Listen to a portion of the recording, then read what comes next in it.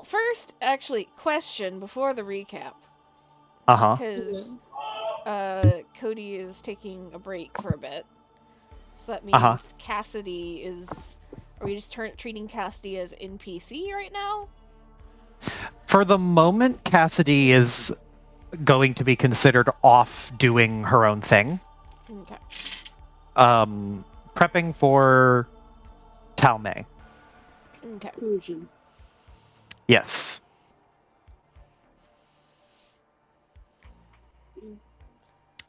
So, yeah, we finished a very long 2-session talk about shit in like the next, what we're thinking about doing next, what we think next steps should be, different angles that we can approach it.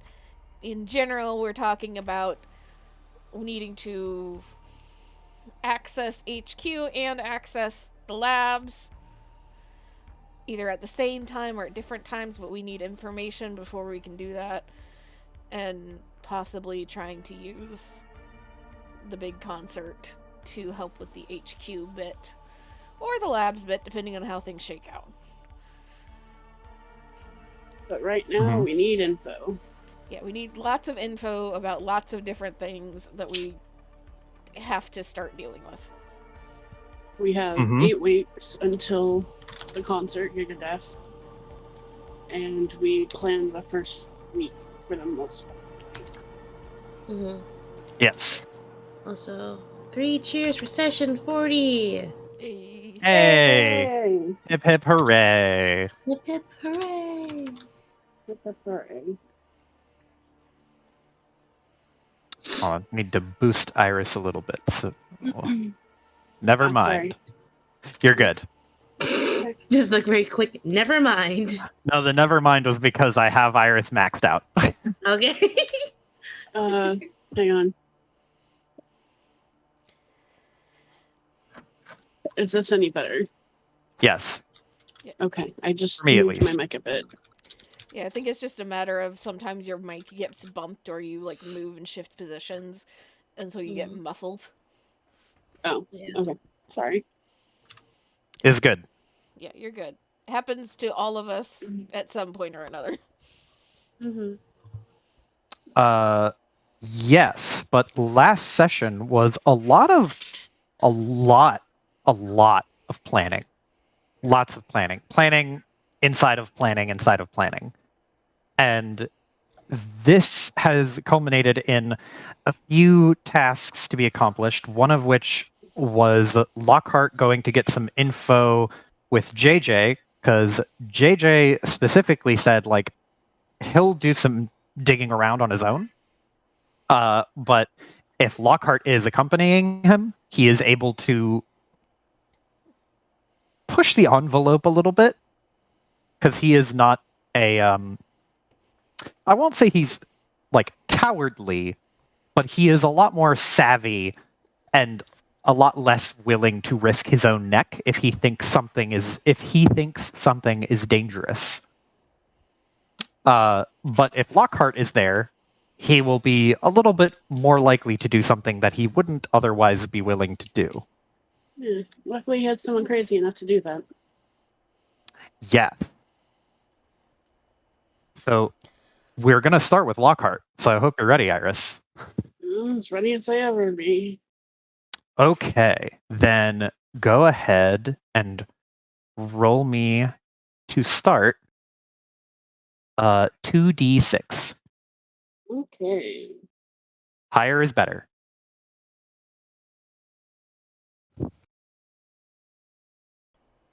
Okay. Right in the middle. Perfectly balanced. Well, almost perfectly balanced.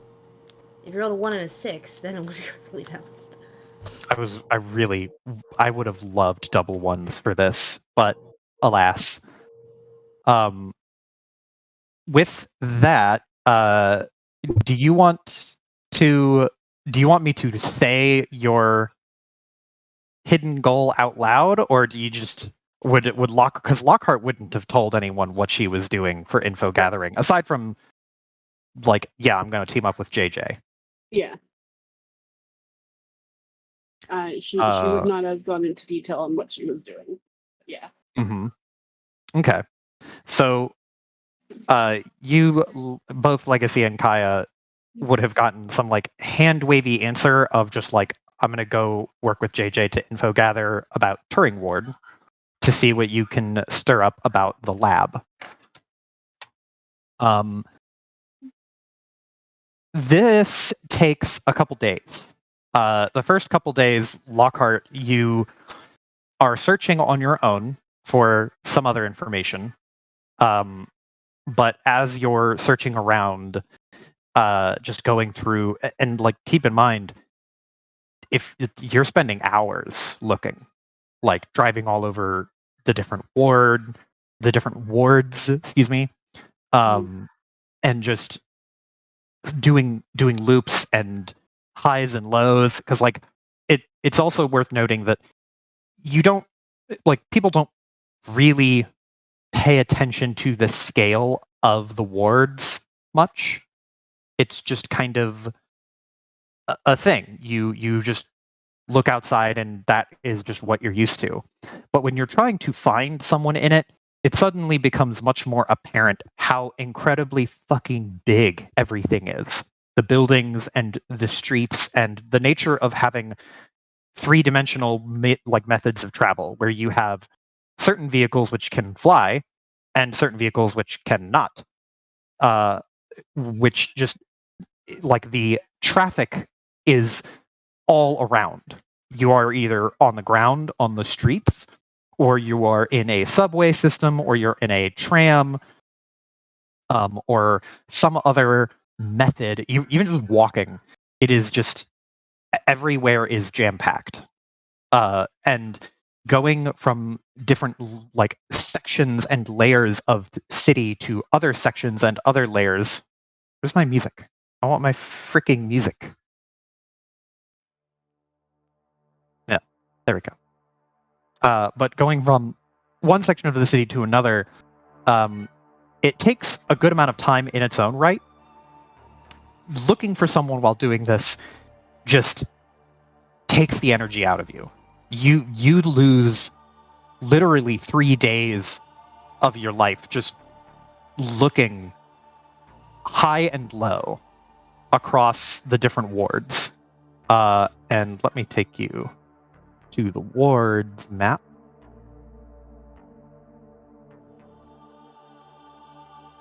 So you would have spent time looking, let me go here, in Adam's ward, which again, this map is to scale. So just imagine this is a multi-layered city where you have almost like, oh my god, what is the thing? A parking deck. Almost like a parking deck. You have layers to the city where you have like a platform built on top of another platform, and it is supported by other buildings. So searching throughout an entire platform would take you most of a day. Searching thoroughly over the course of a few days of the week, you don't manage to turn anything up for your own goal. But you do hear from JJ. And JJ tells you, I have a lead, sort of. I know of a point in Turing Ward that is an old repurposed facility. It used to be owned by Tetsuo, but traded hands a couple times. And if I'm right, it might still have the old Tetsuo security systems in place. So we could scope it out and kind of see what they're packing. Give us an idea of what the new lab might be looking at. Sounds like it's going to lead us ever.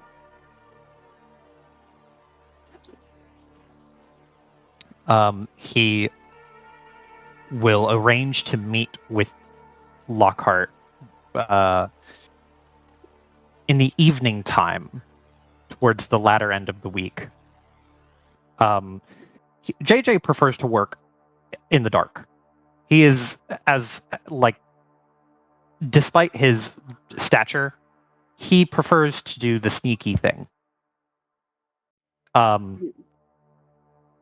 So he will agree to meet with you in Turing Ward at a particular, basically just a dive bar. And all of the wards, mind you, are, because they're massive, they have restaurants and, places to live and etc. Basically every ward can be a city and home in its own right.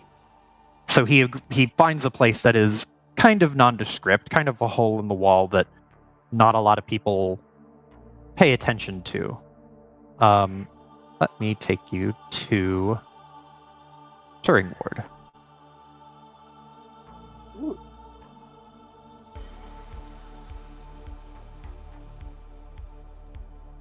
Okay. So, in Turing Ward, you meet JJ on a corner of a street, basically. Turing Ward itself looks more has a distinct appearance to it that stands out from the other wards. In that the way the city is laid out, the way the ward is laid out is a lot more geometric and organized. It's built on a grid system.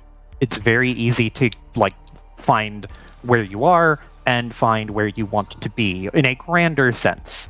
Whereas Voyager Ward was kind of built like a standard city where it's a little kind of there's portions of it that are not just perfectly gridded out, and certain buildings take up multiple grids. Whereas in Turing Ward, the structures and the city have a very set building space. And there's noticeably more concrete and steel here, not just it's a mix of concrete and steel as opposed to predominantly steel.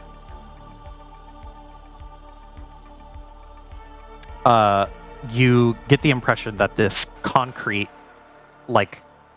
Kaya would be able to tell you more about it in terms of the nature of its construction, but there's probably a specific reason why concrete was used for the construction of some of these buildings.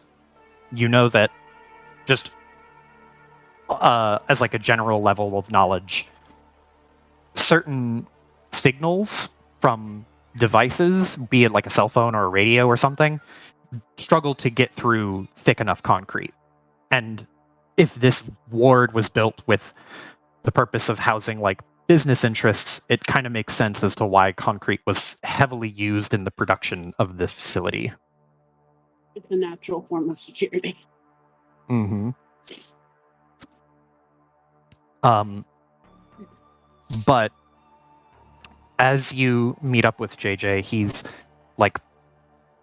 hanging out basically street side in his own vehicle.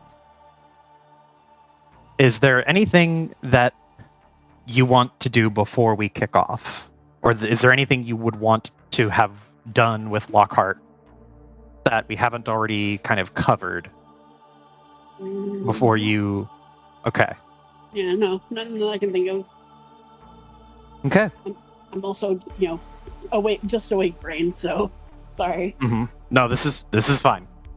But you roll up and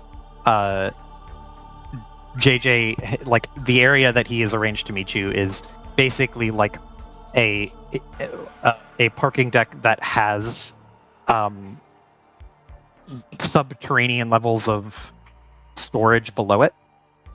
And for subterranean in this case means the topmost layer of the city, where if you look up you can see the other prongs of the station.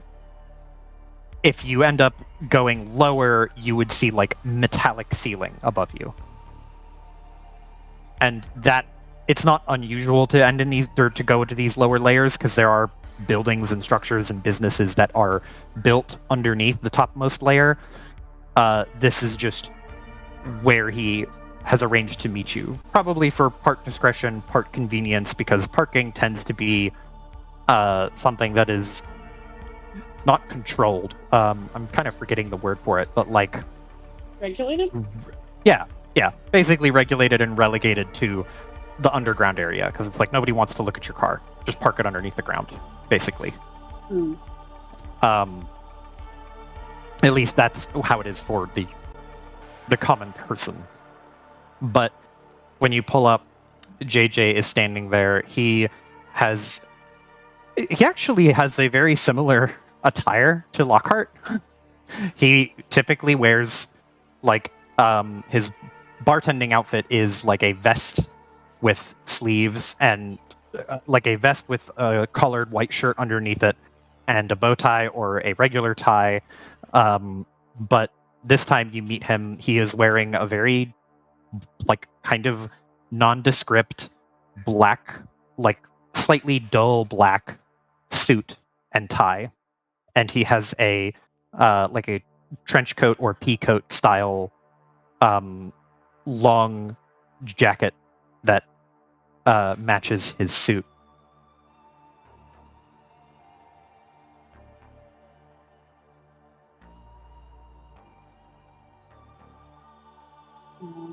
Well, I mean, Lockhart's in her usual attire. Her very nice, probably a bit nicer than what JJ is wearing suit. Mm-hmm. A little, I don't want to say flashier, but a little more well-to-do, I guess. Okay. JJ's suit is definitely something that is nondescript. Yeah. He like pulls the edge of his coat and kind of straightens his collar out a little bit, and will nod to you in greeting, and then like when you park next to him, he'll look at the car and then look at you and then say, "All right, we're gonna walk about 2 blocks north, and that'll be our stop. Leave the cars here." Lockhart will nod and hop out. He will. Oh, go ahead. No, you go ahead. He opens his trunk and starts ruffling through some belongings, and he will pull out a shotgun of some kind, like check it, rack a round or rack a shell into it, and then slot it into, you can see with your threat assessment, just your passive ability to see this, as he lifts open part of his coat, you can see that he has a tactical harness that goes around both of his arms and probably cinches across his back, and he hooks it onto this harness inside of his coat. JJ's a badass.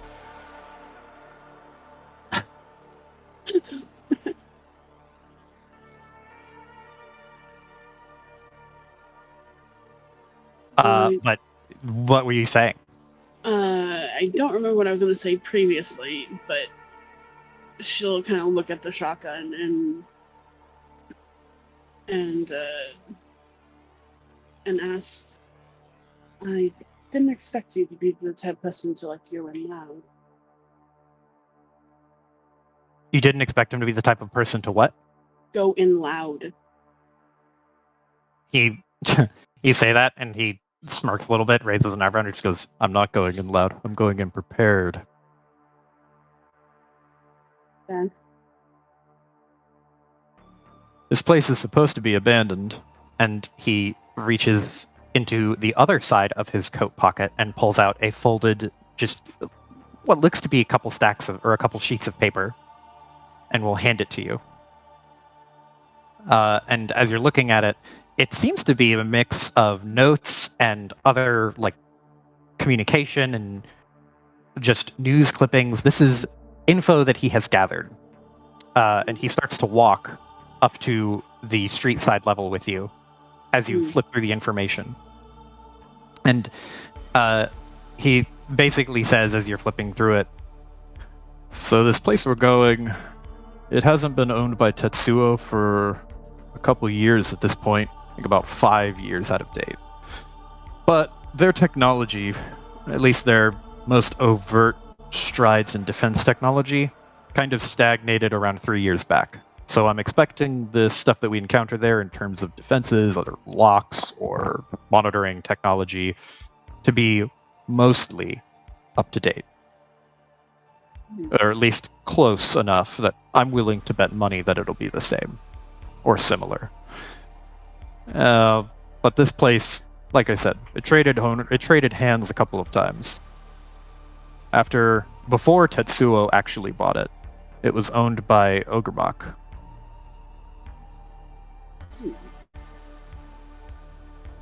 Some mix of just chemical storage as well as a couple of experimentation areas for medications or other types of stimulants and drugs.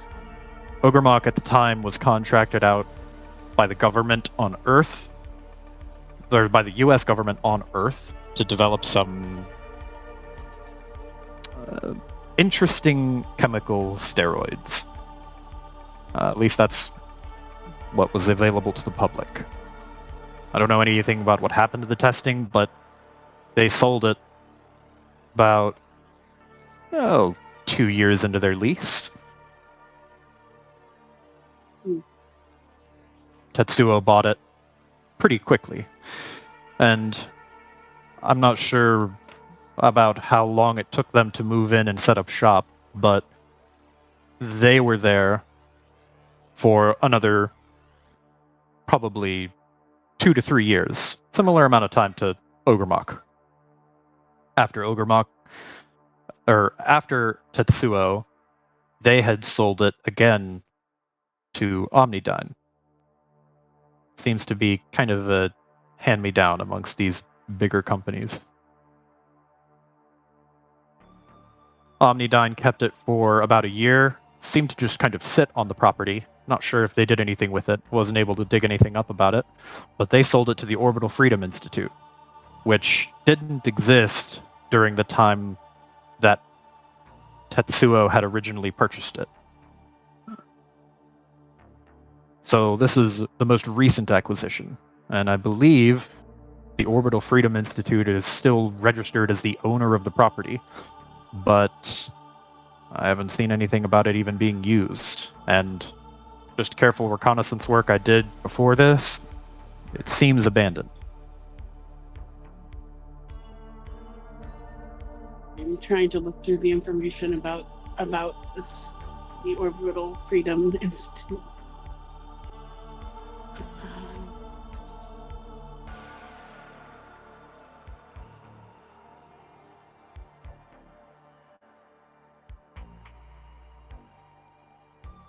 It is very odd that it switched hands so much, right?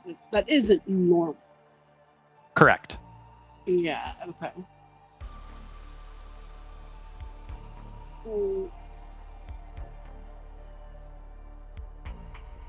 But to switch hands that much, it must be hiding something. That's what I was thinking.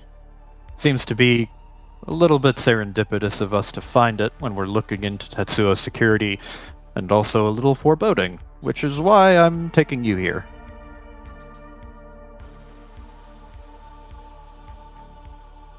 Well, if it's abandoned, then I shouldn't have much to worry about now, should we? Smiles and nods. If it's abandoned. I hope it's abandoned. I don't know who's going to take roost there, but aside from any sort of vagrants or drifters, maybe a gang, Turing is not the safest place on the station. Well, whatever's there, they won't be much of a problem as they are.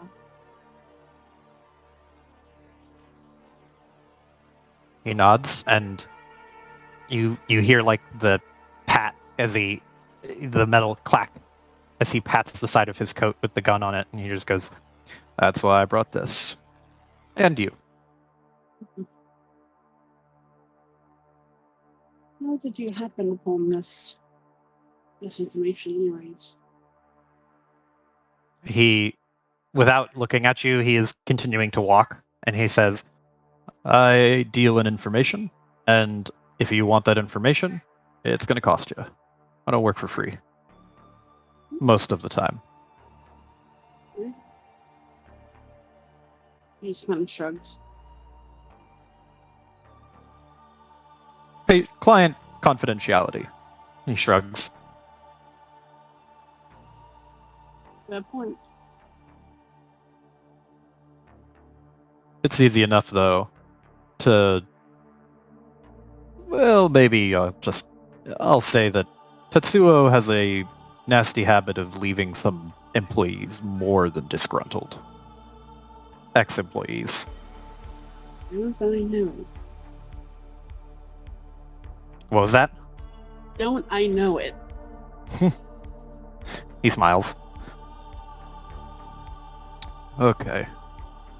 Right around the corner, and he turns the corner. After another minute of walking, you see this on this particular street, as you are like looking up and down and around. You are one-ish layer in the subterranean section of Turing. So the area of the city is slightly recessed. I will post an image of sort of what it looks like.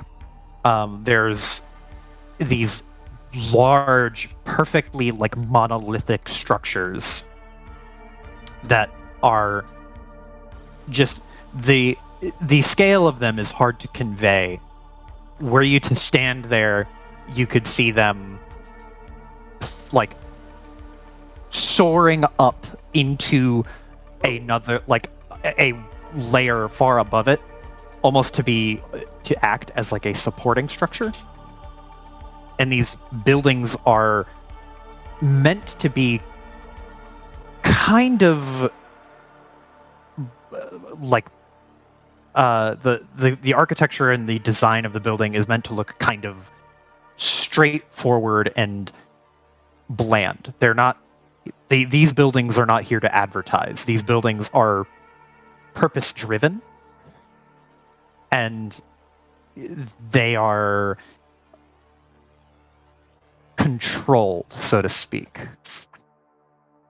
But they just are a bastion of like this towering like rook structure. I'm failing to remember the word. I think it's brutalism, like a brutalist architecture styling of just very, very strict, like rectangular and hard edges with no outward-facing windows. All of the high schools and middle schools that were built like in like the 80s. Yeah. Function and not aesthetic. Mm-hmm.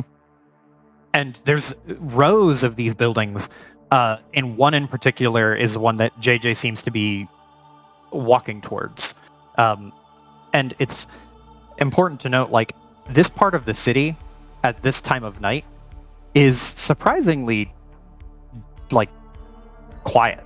There's not really any people walking on the streets, which, in contrast to other more lively portions of the city, which are lit up like neon wonderlands, you walking in this area with somewhat consistent and slightly dingy yellow lighting, which is efficient, but no people, no advertising. There's no like real traffic in this area. It almost seems kind of like it has like a haunting quality to it. And you get the impression that JJ is also very unnerved by the atmosphere, but he is relying on Lockhart to feel better. I mean, Lockhart isn't too bothered by it. It's just a street, just a building. Mm-hmm. So, yeah. So JJ's like hurriedly walking across the street and up to this just gigantic concrete tower with spires of metal that jut from the top and kind of in like a lattice structure reach out to other buildings. And you can see that this is how it's sort of made to be a support structure as well as as well as an independent building. The first floor, like you walk up to, there is like a dark tinted glass wall and a set of glass doors with metal handles. You kind of like what you would see at a hotel or some kind of more fancy business, but you can't really see anything. As you walk up to it, the lights are out on the inside, and it's quite dark.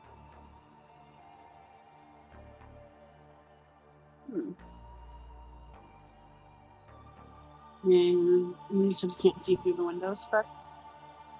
Correct. The only windows that are not tinted are the ones that are like part of the door.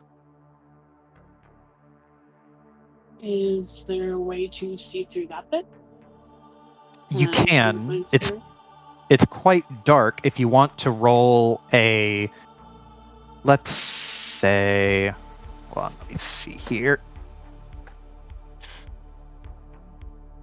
If you want to roll clever or cool.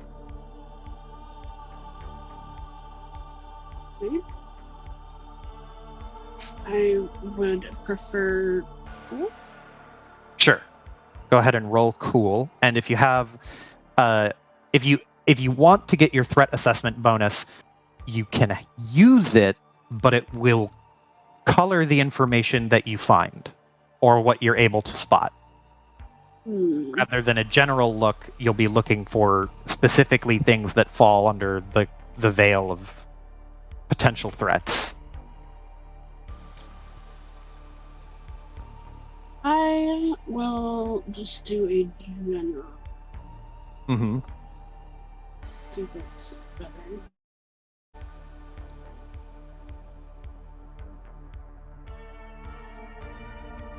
Nice. So, with a 10, you walk up to the glass and you cup a hand, and you don't push your nose to the glass, but you get really close to it and hold your breath, and you can peek in. You see what looks to be just kind of bland, mostly, I say featureless in that it's very boring and there's not really any design work. It's a featureless, like, security entry point. What do you imagine? There's like a front desk, and then to the right of the front desk there is a metal detector or scanner of some kind, a short conveyor belt that leads through some piece of technology, and like a little walkway. So you imagine, kind of like airport security, it's like there is a small checkpoint you have to go through to get into the greater part of the facility, and that is besides the front desk. Does it seem like it's on, or there's electricity going through this place? No, it seems totally dark.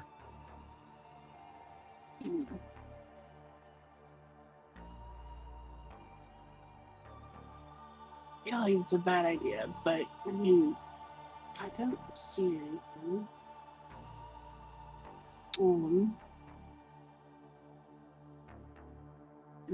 I guess we'll see if the door's locked. Without much effort, you grab the handle and give it a good tug and a push, and it doesn't budge either way. JJ takes a step up, and you can see that the metal bars they meet in the middle with a metal pane where you can see a locking mechanism might be kept behind. There's no keyhole, But JJ walks up to it and like rubs a finger over it, and will. He is wearing black gloves, for the record, but he rubs his gloved hand over that smooth metal plate where the door handle is like sticking out of, and he takes off his right hand glove and will hold his thumb up to it, and you can see that his thumb starts to glow, like a very dull blue glow. And after a second, let me see. Okay. After a second, you hear a soft, like, whirring and a ka-chunk. And JJ smiles and takes a step back and pulls the door open with him. Got you covered. Rather handy. She'll step in. He snorts and just goes, "Good joke," and will step in after you and put his glove back on. So his hand is mechanical then? At least his thumb, or part of his thumb. Yeah, his right thumb. And you, above table, you would all know this. You can get cybernetics implanted into a non-cybernetic arm. It hurts and feels weird, but you can do that. It's technically cheaper than getting a cybernetic arm. You pay with the pain. And also money. Yeah, both. Both. Yeah. You get the discount, the pain discount. Sympathy discount. Mm-hmm. But JJ, like, he walks in, putting his glove back on his hand.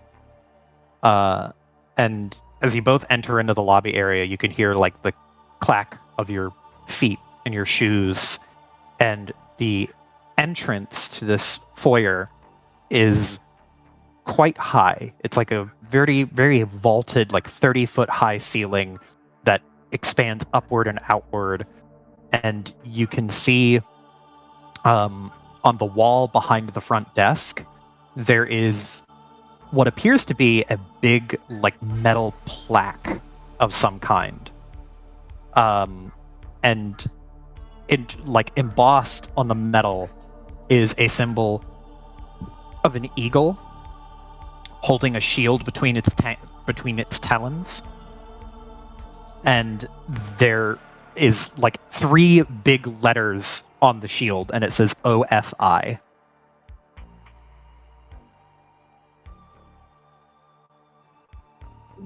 I'm assuming the logo for the company is currently on this place, right? Yes, that is the logo for the Orbital Freedom Institute. Okay. I kind of glance around. Do I hear anything besides us? No, it's just dead silent. You hear the click clack of your shoes as you take a step or two, and it takes you a second. You are able to adjust a little bit so that there's less of like a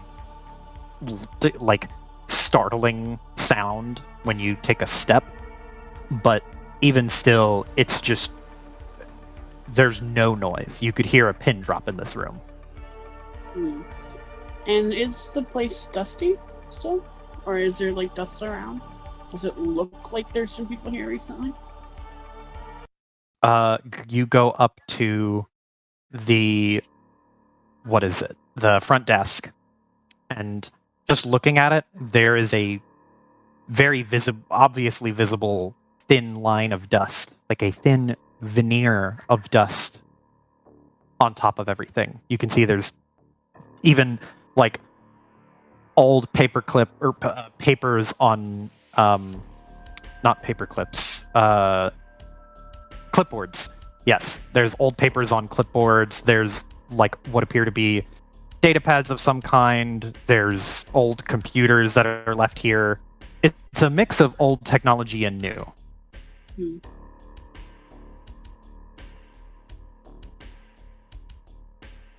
It seems like it really was abandoned. And she'll hop over the desk and start rummaging through some of the stuff there. See if there's anything important in the paperwork. Cool. Roll me a D100.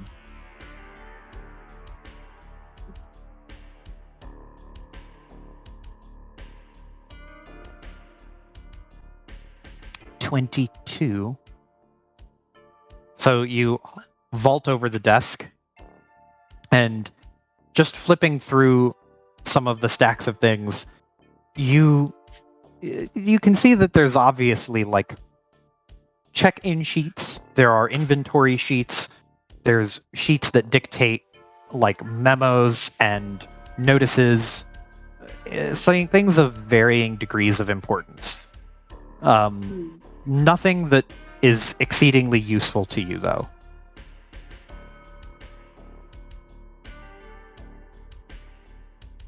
This is all junk.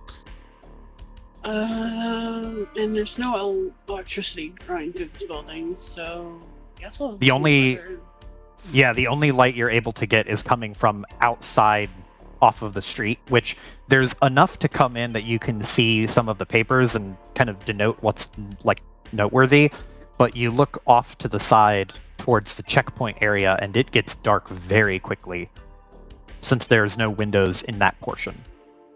What phones are for? Exactly. Yeah, so you flip your phone open and click on a light. You can see that the floor here is kind of like a tile slash fake metallic tile lookalike. It clicks like tile, which it just goes to show like the opulence of the building more than anything else. But as you start walking towards the checkpoint, you can see that this is an old, like it is a Tetsuo security check, and there's like this scanner. You've seen things like this before. They are a mix of like an X-ray scanner, but they also are programmed in to scan and read cybernetic implants to determine form and functionality. They are also able to find weapons.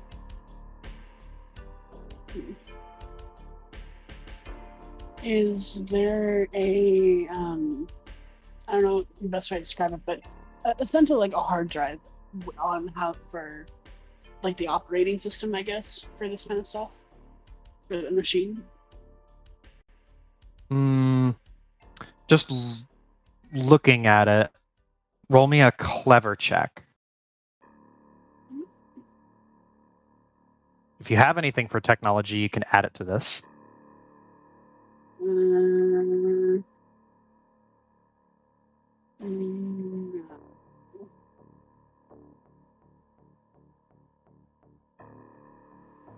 I'm gonna boost this.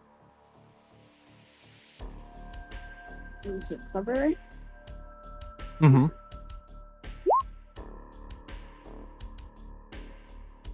Nine? Yep. So, looking at the scanner, which is the person-sized, like the larger thing that you're supposed to walk through, there's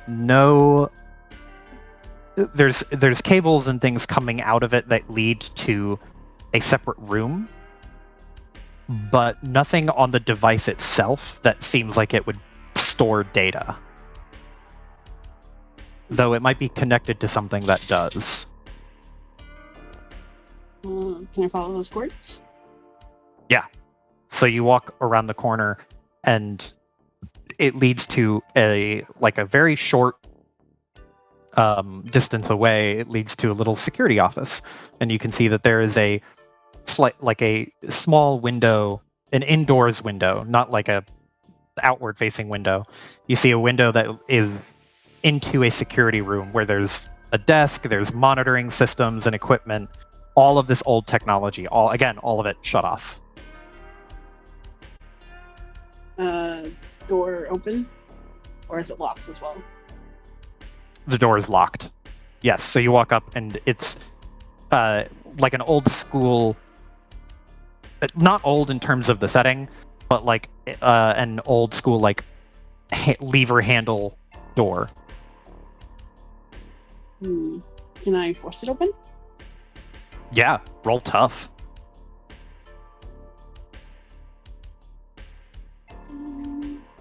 And if I would consider forcing it open. You want to like, how do you force it open? So my thought is, if it's like the lever handle, is try and break the lock essentially to like force the lever in the way it shouldn't be, kind of thing. Mm-hmm. So are you like bearing down on it and pushing it in, or are you like trying to like kick the handle inward? Bearing down on it. Gotcha. Okay. Could I add melee to this? Sure. Cool.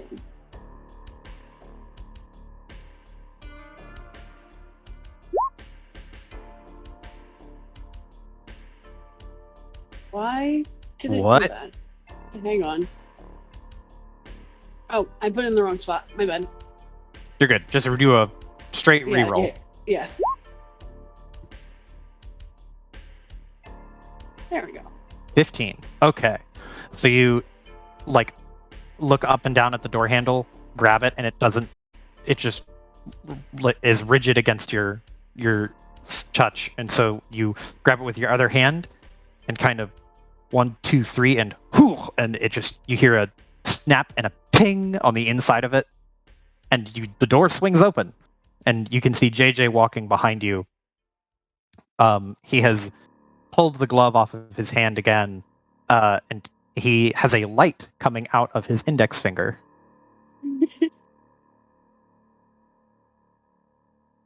Great minds think alike. Got to keep all your equipment handy. Oh my god. I can't tell if that was in character or not, so I'm just gonna ignore it and step into the security room. You step into the security room, JJ stepping in behind you to like take a look around, and you can see his little finger light like scanning the walls and looking at things. Inside the security room, it is a very simple design. It's a little office area. There's a corner desk. On the desk, there are multiple monitors stacked. 3 of them, or 4 of them, stacked 2 on top of the other. And all this stuff is totally powered off. There's more documents. There's a couple of clipboards with check-in logs. There's a couple of like papers and things talking about like security measures. There's an employee handbook, all sorts of documents. All sorts of documentation. They're there. There is a computer that seems to be where the cables feed into from the security checkpoint. Head over to that. Again, kind of searching for some sort of hard drive-esque thing. Just sitting down and looking at the computer. Computer is not on, but you can grab the actual body of the computer and slide it out. With a little bit of effort, you slide the computer out and start trying to get at the back of it. It takes you a minute or two to unscrew the sides and pull the side paneling off so that you can get to the innards. And once you get to the inside of it, you can see that there's just layers and layers and layers of dust. The kind of dust that was like, this computer was probably never replaced during its lifetime, and it just ran until the power was shut off, and just never got cleaned out. Roll me, if you want to try and find the hard drive, roll me a clever check, because this is kind of a mess.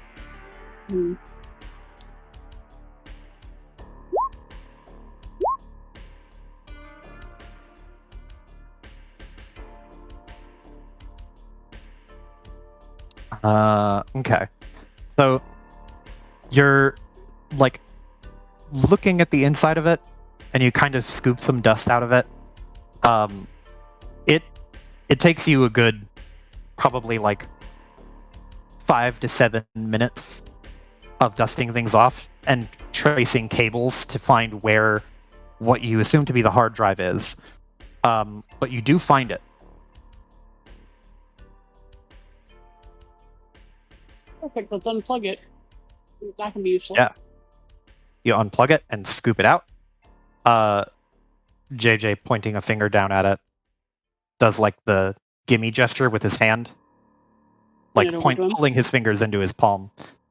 You hand it to him, and he looks at it and turns it over, and kind of rubs his thumb. His gloved hand rubs his thumb over it, and just kind of squints his eyes at it.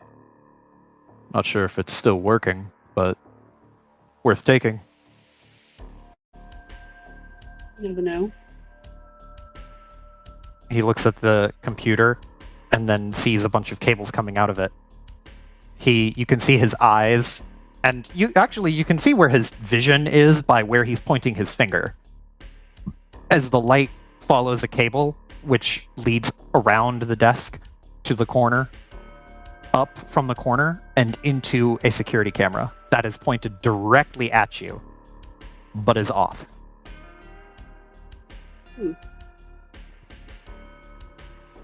Maybe there's security footage on it. I was hoping to maybe get more information on that machine out there. See how it works if we need to get hacked or some sort. He nods, and he'll flip the hard drive in his hands and hand it back to you. She'll take it and pocket it. He reaches over on the desk and grabs what looks to be like a little clipboard of something. There's a few pages that are turned on it that are folded over the back of the clipboard. And as he picks it up and turns it over in his hand, he turns another page and tilts his head and just goes, I think I found a map. Sort of. It's incomplete, but it's of this floor. Lockhart will stand up and look over his shoulder at it. You look over his shoulder at the map, and it's a relatively straightforward, mapped out floor. It's perfectly square. It details out the front desk, security checkpoint, security office. It shows where the elevators are for these lower levels. It doesn't say what the anything about the lower levels. It just dictates this is the elevators to the lower levels, these are the elevators to the upper levels, and then there's a maintenance section that is where they keep and manage maintenance for the entire structure, or at least a majority of the structure on this floor. Is there a mapped out fire escape? Do we have stairs? There is a mapped out fire escape that it has that has a stairwell. Yeah, okay. That would be useful. But I don't think the elevators work. Oh, we could check maintenance. Guess that'll be our next stop. He will take the page off of the clipboard, make sure there's nothing else useful in that mix of stuff, and then we'll pocket it so that they have a map, or that you and he have a map. Mm-hmm. Off to maintenance. Mm-hmm. On the first floor, there's nothing else very major that you spend much time looking at in depth. As you just kind of peruse as you walk by, you see a couple of conference rooms that are probably where they would meet with people who were not allowed to access other areas of the complex. You can see that there's a security drones area where they would store and like detail out storage procedures for security drones that are to like patrol and monitor the facility. And these security drones, they are people shaped. They are kind of like the iRobot style ones, but they don't have a humanoid face. They are kind of flat faced, very obviously robotic patrol units. But you walk by and there's no drones in there. It's the entire drone unit is completely empty.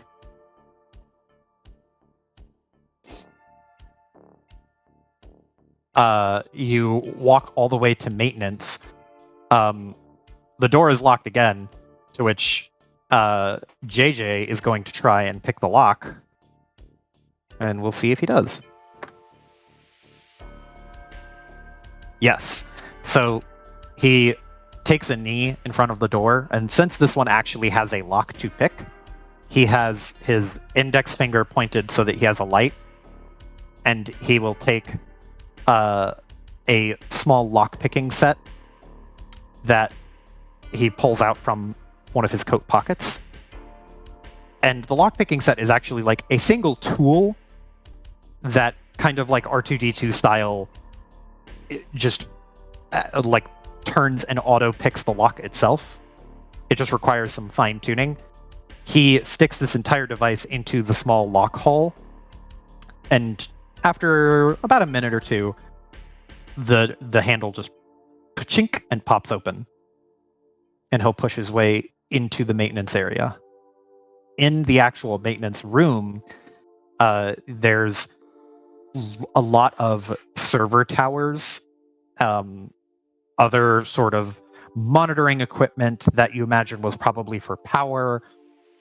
You see that there's a lot of like storage and repair stuff. There's cleaning supplies. There's basically everything you would need that isn't security or office related. And you said power would have been stored here, kind of thing?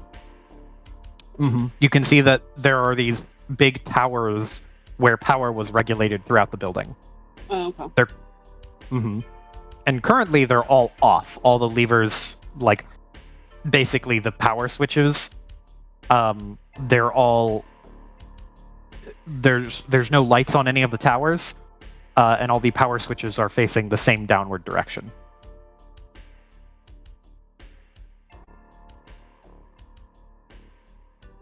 Is there anything else in this room before I consider turning the power on, if it can be turned on? Anything else?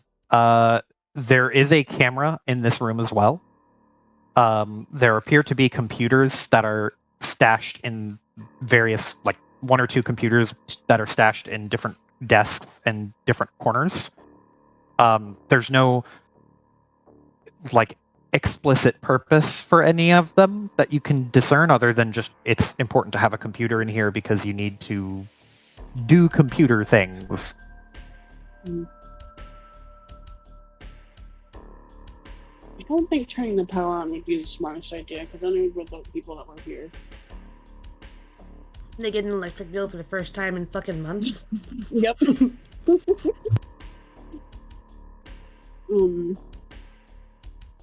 I'd rather not have cameras on either.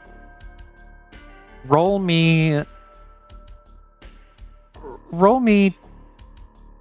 a clever check.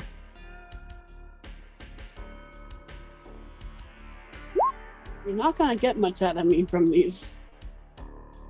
That's okay. That's pretty good. So you're kind of sitting there looking at everything. JJ has walked over and grabbed a random not clipboard, binder with instructions and something of some kind posted inside it. And you can see that he's flipping through that. you're just kind of thinking about it for a second, and you're like, if they still paid the power bill, so the power from the station has to be like directed here. So if they're paying for the power and you flip the switches, then the power would come on. If they're not paying for the power and you flip the switches, the power would not come on. But you would know that the security cameras and everything, you took the hard drive out of the front security desk, so if the cameras are on, they're at least not going to be saved. It won't be able to actually store any data so much as the cameras would just be on, and that's basically it. Okay. That's a bit more reassuring. JJ will kind of walk over to Lockhart, shining the light into this clipboard or binder notebook. And this is like a 3-inch binder. It is a thick book. And he has it flipped to somewhere in the first like quarter of the book. And he says, "Get a load of this." And he tilts it towards you. And you can see that this is a vertical slice rather than a horizontal, or it's a vertical slice of the building rather than a horizontal slice. And the vertical slice shows that more of the building is lower than it is upper. So the building has 30 more than 30 floors below it, and only probably 10 or so floors above it.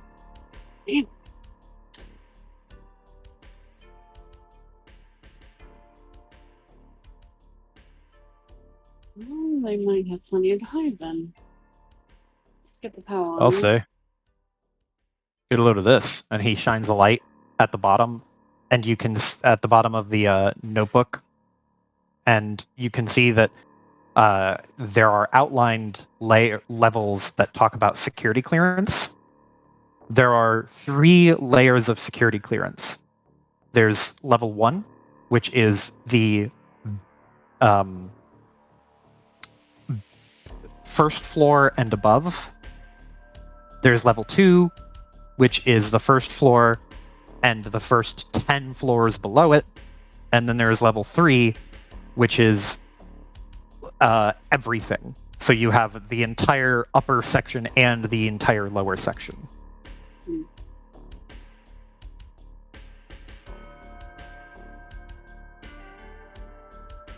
Lockhart will head over to the power tower thing and kind of indicate that she's planning on turning it on.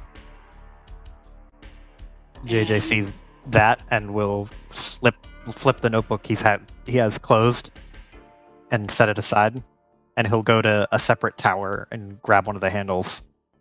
Let's do it. Okay. So both you and JJ simultaneously like heave, and you hear the as you flip the switches. And once you flip them, there's a like 2 or 3 second delay, and then the lights on the tower come on, and you can see that these are like 8 to 10 feet tall computer monitoring towers.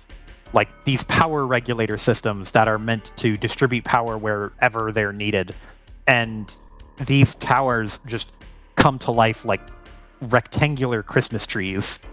And they all start to light up. And then you hear this like just kind of background thrum. The security camera light like blinks on and starts blinking red, and then it starts to move. The lights in the room all just come on all at once, and you are suddenly blinded. It's very bright, but all the lights are on. Take a moment or two to adjust to the now brightness. JJ puts his glove back on his hand. That's convenient. Indeed.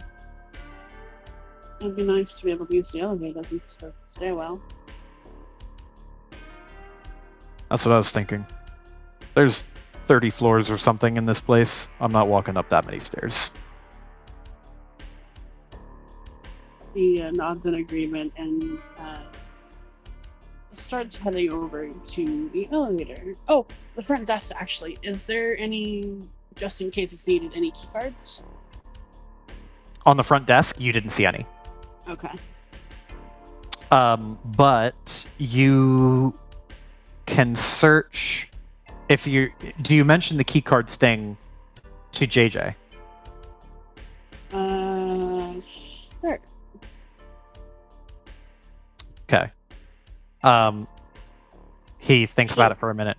Yeah, she'll say something along the line. She'll say something along the lines of like, "Do you think we'll still need a access card to get down to the bottom, even though there's no one here?" He's like furrows his brow for a second and just goes, "They probably have some measure of security like that."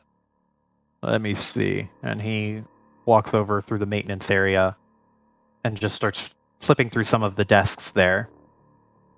If you want to join him, go ahead and roll me 2d6. Okay.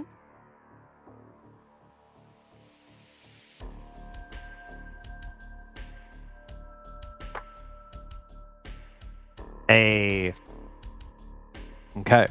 So you are digging through, you find a maintenance card that has no picture on it. It is just like maintenance access, general purpose, and like a key ring. And as you find those in like one of the spare drawers, you can see that JJ like turns around and holds up what appears to be a similar or same type of card and keyring. I don't know how far maintenance goes, but we can try. Something. You guys like walk back out into the hallway and round the corner.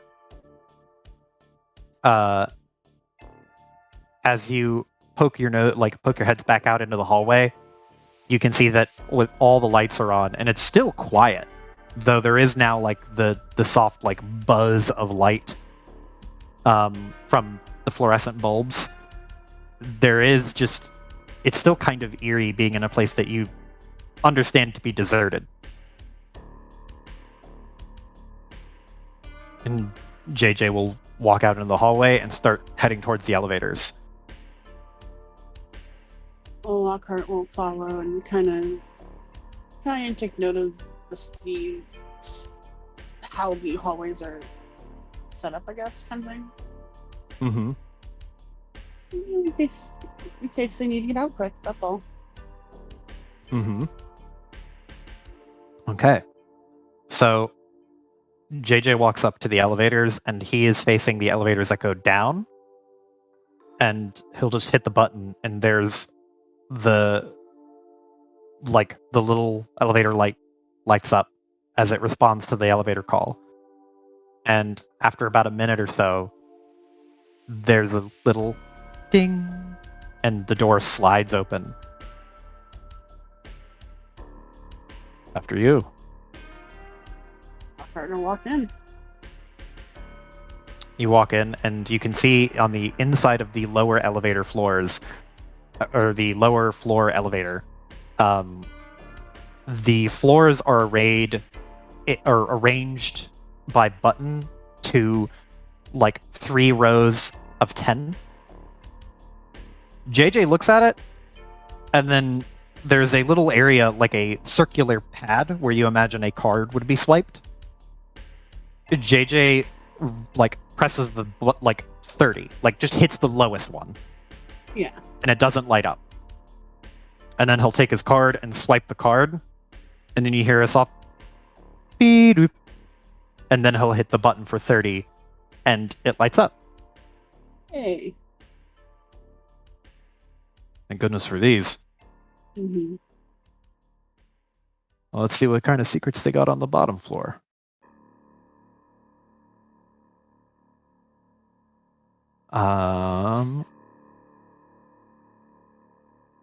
So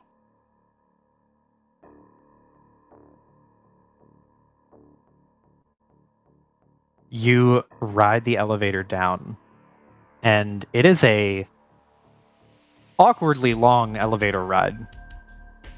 But as you are riding down and down and down, you, after a good minute to 2 minutes of waiting, you hear the bong as the elevator reaches its destination and the doors slide open.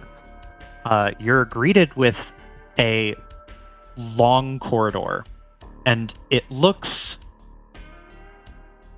for lack of a better term, kind of like space shuttle-y. Like, you've seen sci-fi room hallways, but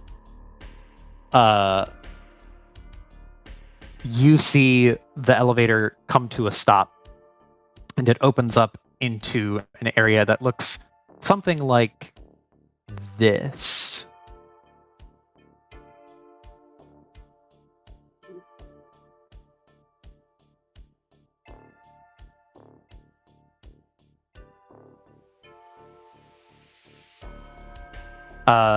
The thing that is most noteworthy is it doesn't say containment zone area 7 or whatever, but it does say containment center, and it has an arrow pointing to it.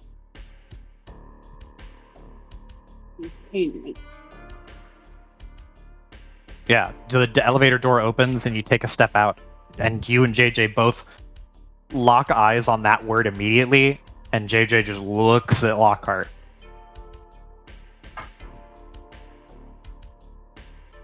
Lockhart, Alien, alien, alien. Lockhart just kind of pulls out her glove a bit, get it more in position just in case. And I mean, it's just one hallway. Is they're heading down. She's confident as ever. A little curious, but definitely confident. Okay.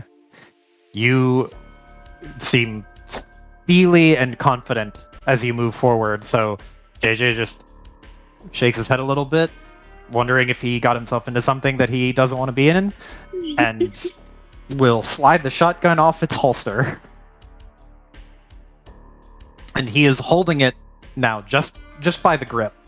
It's short enough that it kind of hangs by the side. And he, like, will lazily walk down the hallway, everything lit up. There's monitoring equipment, and there's, like, immediately by the elevator, the thing that catches your eye next would be there's some sort of, like, computer setup that has containment monitoring stuff on it. Things like temperature control, chemical composition, like chemical composition of the air, mind you, not just like random chemicals. But you can see that this is describing the current environment of the containment thing that is on this floor. I don't think there's need for much to worry, because if the power's been out, whatever's containing it is probably not usable at this point, if it even is still here. You just hear like JJ nod and just goes, dead. It's dead, is what you're saying. If it's a thing, it could be a chemical. He kind of tilts his head back and forth. Okay. Could be a chemical. Or it could be dead. Still look at the computer just to confirm her thoughts, I guess. You look at the computer, it's what are you trying to discern from looking at the, like, readout. I mean, you said it had air composition. Like, what would need this kind of I guess like literally what's being contained, I guess is what I'm looking for. The current air composition? Yeah. The current air composition is like 76% oxygen, 20% carbon dioxide, like very few and far between mixes of other small chemicals. You're not the most scientific, Lockhart, Nope. but you understand it to be like, okay, that just seems to be air. I think that this is just reading out that whatever the chemical composition is, it's probably because the door's open or the window's open or something. It's a highly advanced air conditioning unit, like something like that, basically. Basically. Okay. Ignoring that, keep moving on. Okay. So you continue moving on. You round the corner, and the hallway. So the hallway only goes one way. Let me sketch out this structure for you a little bit. So the building is perfectly square, right? Mm-hmm. So when you go, the first floor looked something like this, with rooms being made up of, like, there's the hallway that went all the way around, except for, like, the front foyer area is obviously cut off. And then you have, essentially, like, the security office and the checkpoint. Maintenance would be like this back section, and the elevators would be here.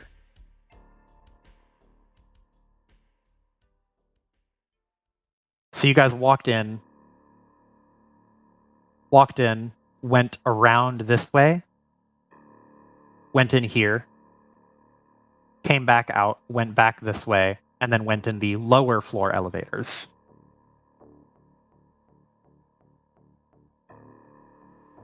So if you were on the lower floor, the elevator would open up and it would be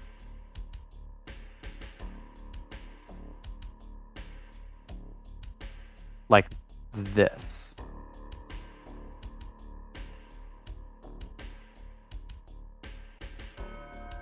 There is no hallway. You just walk up here and there's computer monitoring devices and such along the wall.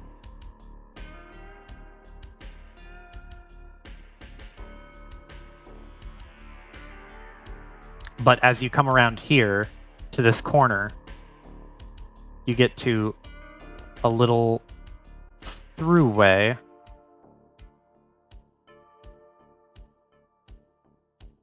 Which looks like this.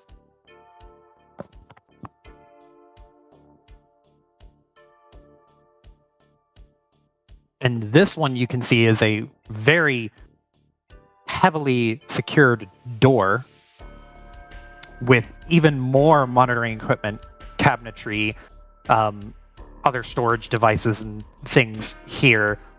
And these monitoring equipment things, they seem to be reading. They're not reading like a bunch of data like the containment information you were reading earlier was.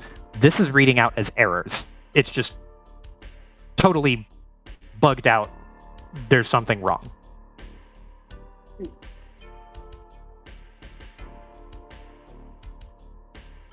I don't think I can get anything off that. So is there anything in the cabinets?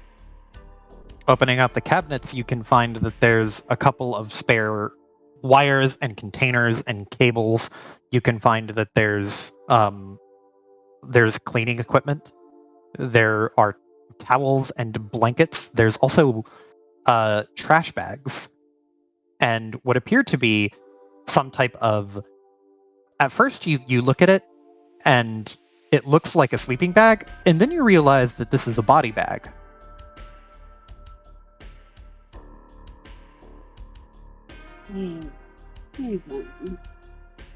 That's not a good sign. No, that's not.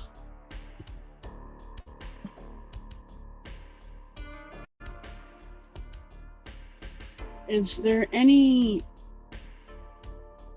The concern going through Lockhart's head right now is there chemical. Are there any suits or anything like that that are in any of these drawers or cabinets? There's nothing in any of these cabinets that looks like a hazmat suit of any kind. Okay.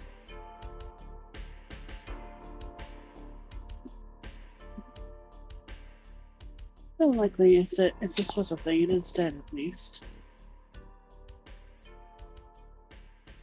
JJ nods and then looks at the door, and he hefts the shotgun into his hand and just kind of scrunches his nose a little bit as he looks at the door. So we're going in there next, right? Indeed we are. Yep.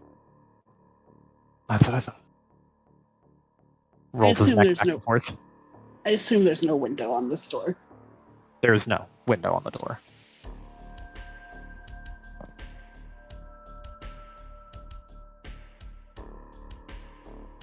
Okay.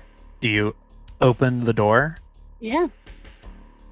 This door, you can see is, judging by the error readouts on the computers and systems behind you, you walk up to the door and it doesn't like swing open in the normal way a door does. It is a sliding door that recedes into the wall. And as you pull it and slide it out, it's very heavy. It takes you a second to, like, you grab it and just pull, and you think, okay, well, it's locked. And then you give it another tug, and you can feel it give a little bit. And so you take both of your hands and grab the handlebar, and then just heave. And after you heave, it slides open and reveals this to you.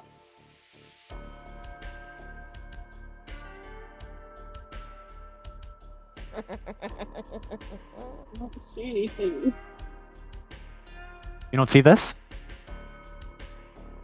Oh, I see now. We're talking about the thing labeled scene, right?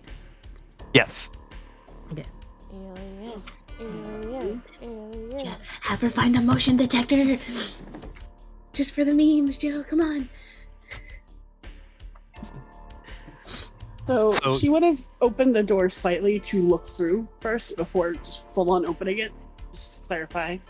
So opening the door a little bit and poking your head through, you can see that it leads to what appears to be another hallway.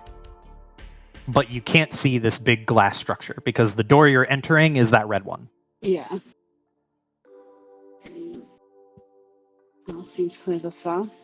She'll fully open it and step in. When you step in, there's a brief moment where you see that the wall structure has changed from rectangular to rounded. It has a curve to it. And you follow this curve until you get to a glass window. And as you walk around more, you come into view of what appears to be some type of chamber. And this chamber, you can see, has been opened. The glass on the front of the chamber has been shattered.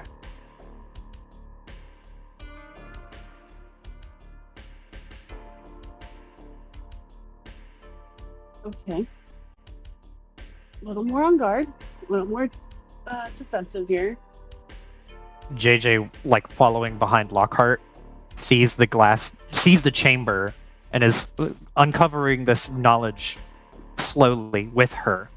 And then as you see the glass the broken glass area, JJ, you hear like from behind you just shit. Fucking head. Why?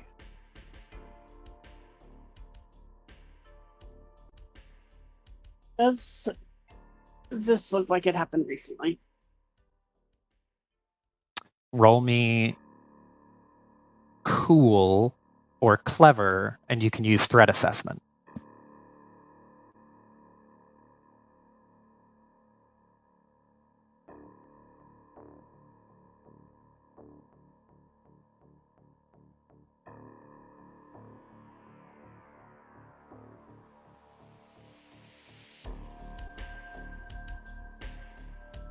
Pretty good roll.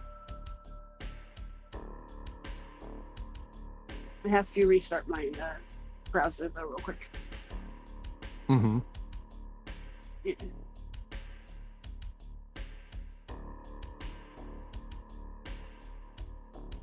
Real quick while she's restarting, what did they find? I missed that last line. They've just found the chamber with shattered glass, as if something broke the glass. Okay. There's no alien fluid or eggs. Damn it. Sorry to disappoint. Coward. Coward. Fucking coward. You're in a fucking lab for some sketchy ass company. For multiple sketchy ass companies, Yeah, technically. looks like they fucking played hot potato with this place. You're telling me there's no fucking alien at the bottom? I am back. Okay. So, you have found that this glass, you can tell very easily from threat assessment, it was broken from something from the inside, as if something from the containment chamber broke through the glass. This glass, mind you, is triple layered. Each pane of glass is about 1.5 inches thick.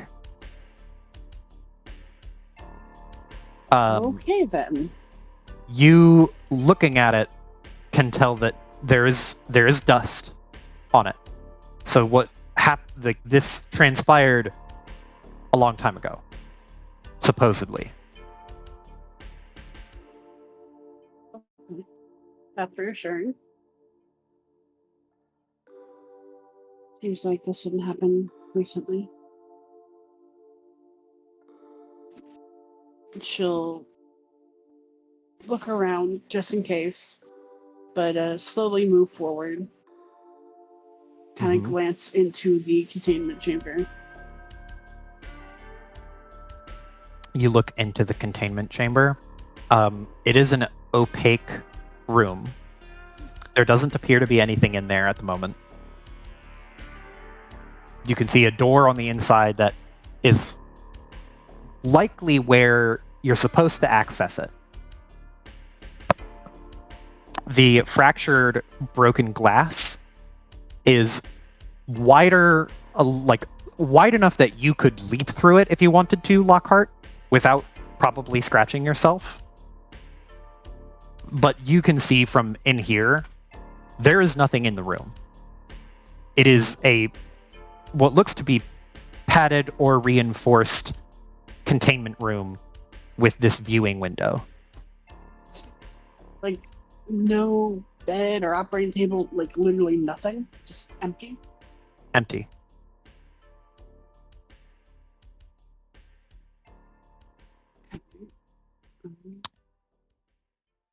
Well, it's empty of other sort of equipment or features or furniture, but you can see that there are vents in the top ceiling portion.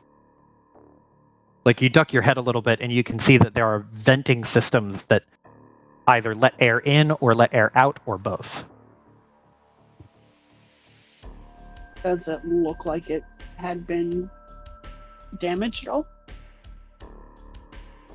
The vents themselves look intact, but you're not crawling around inside them, so. Yeah. Just more from the outside. Mm-hmm. What are there any? So outside of that room, is there any other monitoring equipment out here? Any paperwork? Any? There's a lot more monitoring equipment. There doesn't appear to be any loose paperwork of any sort of import.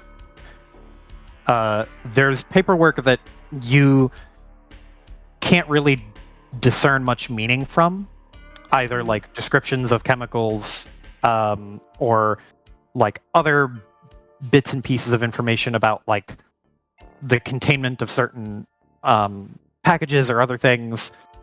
You can't see any. There's no like notebook of any kind. But there are computers and monitoring equipment. Also, I will let you have this one.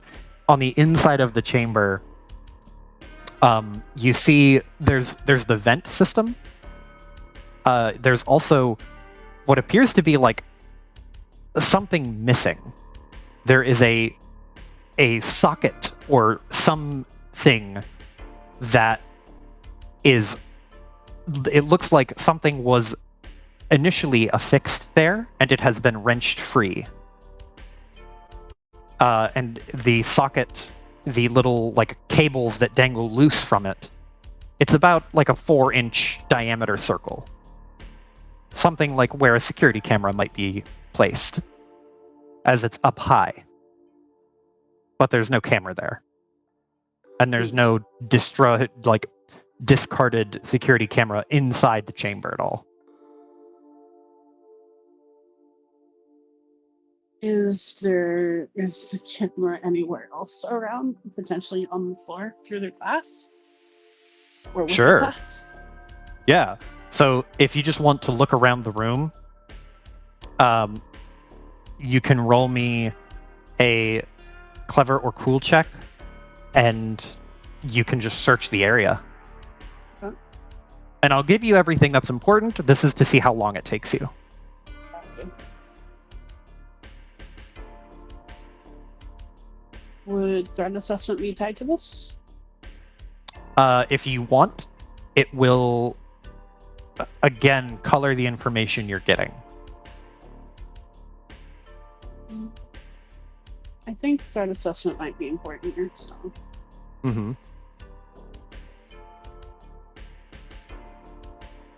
Okay.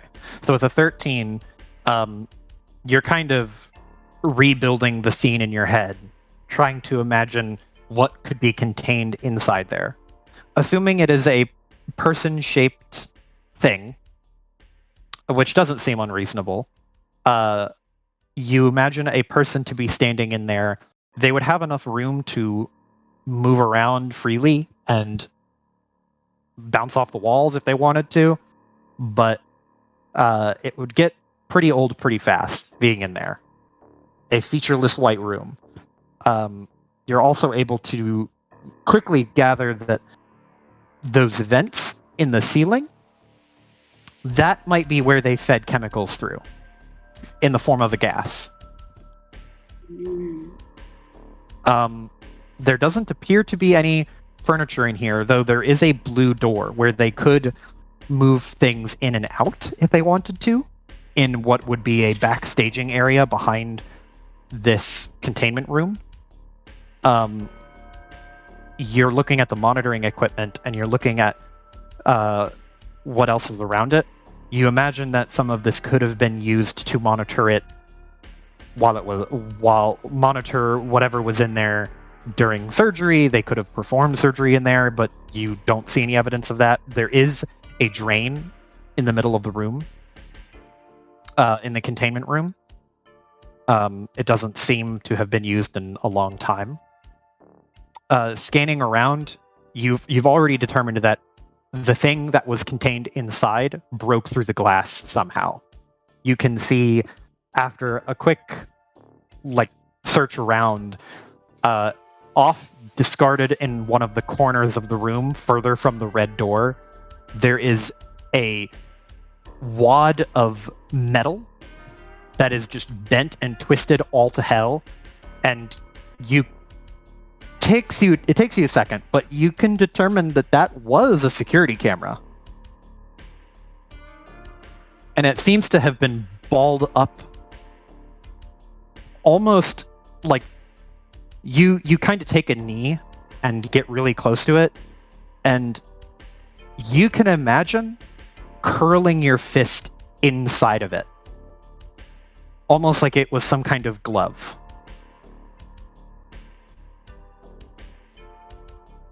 Ooh.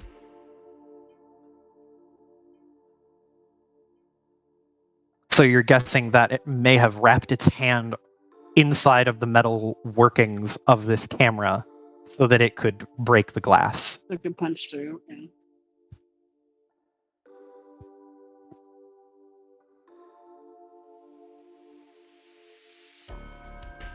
And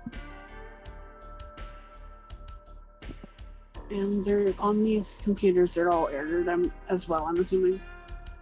Mm-hmm. There's all of these computers are just completely bugged out. What about the crate? Are there these yellow crate things? Are those here as well? No. There's not chemical Okay. containers like that. There are a few containers that look like aerosol, like almost like a propane container or like a helium container. Like it contains some gaseous chemical, and there are a few of those. Closer inspection reveals them to be different mixtures of chemical compounds. Some of them carbon dioxide, carbon monoxide, pure oxygen. There's a couple of other chemicals in there that you aren't really able to determine the compound it is, or you don't know what it is off the top of your head. But you get the idea that this is they have some sort of air system that they use to feed gas into the chamber, and these were the fuel canisters to facilitate that. Lockhart is going to, if she can, try and get again the hard drives, because whatever, even though there's errors on it now, maybe some of our more tech savvy friends can fix it, because this is really sus, and potentially this information could be used. Mm-hmm. So if I can find a hard drive, that'd be cool. So most of the computers that you're looking at are most of the systems that you can see that are erroring out or are monitoring it are screens. It's difficult to pinpoint where the hard drive might be. You point that out. You could point that out to JJ, and he can try to find it. I will give him an advantage because you helped. He looks up at the monitors and then walks up to where they're positioned, starts trying to trace wires, and it kind of leads him off into the wall. Once he gets to the wall, he just kind of shakes his head and just goes, I don't know where this goes. If there's any sort of storage device down here, I couldn't tell you where it was. Not unless it's obvious. We'd have to start ripping panels off the wall to find it.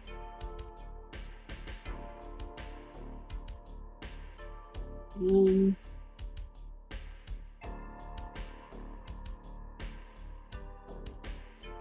could try a couple of things.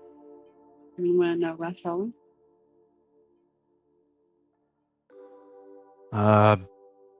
Sure. Give me a minute. And he's gonna try to find where you should try to rip off some wall panels. Could at least try one, couple. So roll me another threat assessment. Okay. And use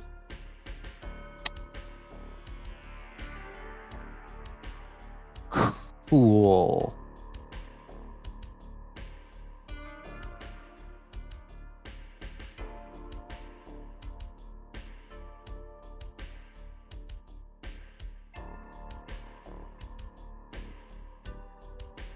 Is it that 10? Did you roll it?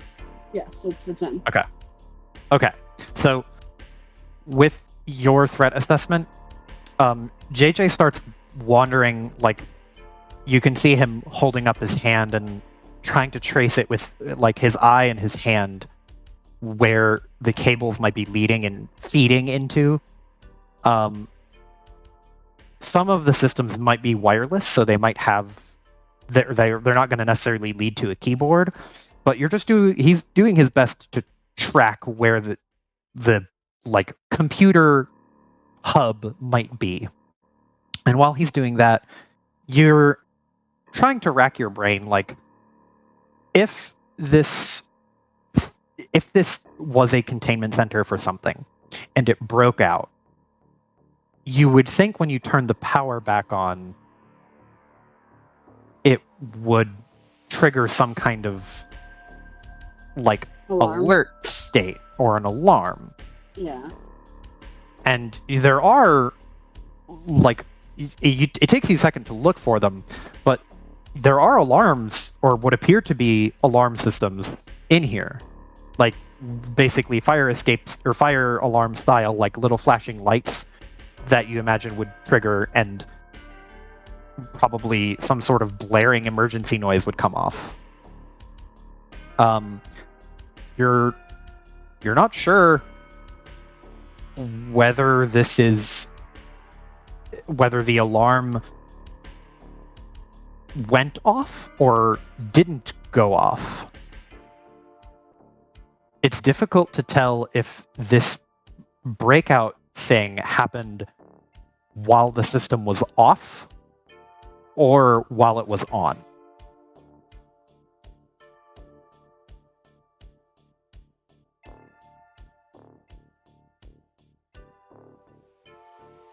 And as you're having this sort of realization that if it happened, there's another thought that crosses your mind, which is, if this breakout happened while the power was off, then the alarms would not have triggered. And there could be something that triggers them that has not happened yet. Stepping on broken glass or checking the state of the glass might be one of them. It might also be that there's just a certain amount of disturbance, possibly, that could happen. You're not a security expert, but you're starting to think, like, maybe you should be a bit more careful with some of these things. And if the alarm hasn't gone off, that is. Okay. And as you have that thought, you hear JJ, like, half-heartedly but still kind of triumphantly say, like, I think I found it. And he, with one arm, like, starts to fiddle with the wall paneling underneath a particular set of cabinetry. Hold on a moment. What? Let's see if the alarms haven't seemed to have gone off. Maybe we should check on that first. Oh, shit. You think there's probably another security checkpoint somewhere between here and floor 30?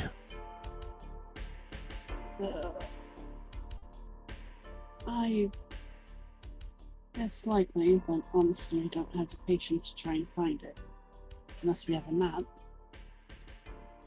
for every single floor. I doubt it. There might be, but so far I've only got the vertical slice and I've got the one for the first floor.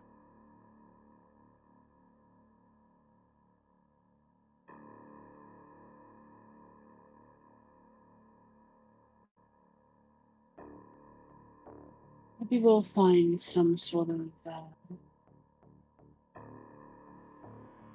computer that houses it on this wall. There is another door, right? There is another door. Yeah, head over to that. Maybe it's behind here. So you go up to that door. It does not budge, even under a good amount of. Well, it doesn't budge as you go to try and open it, and you get the feeling that this one is properly locked and sealed. Is there a key card system maybe to use? Not for this door. As you look at it, there's no keycard system. There's a few, like, button pads on different walls. There's one on a nearby wall that you think could possibly operate this door. And there's also... You could try to force the door. You were able to muscle the other one. Yeah, but again, the alarms potentially a thing. So maybe could we maybe get the keypad to, like, not break the keypad, but like rewire it a little bit?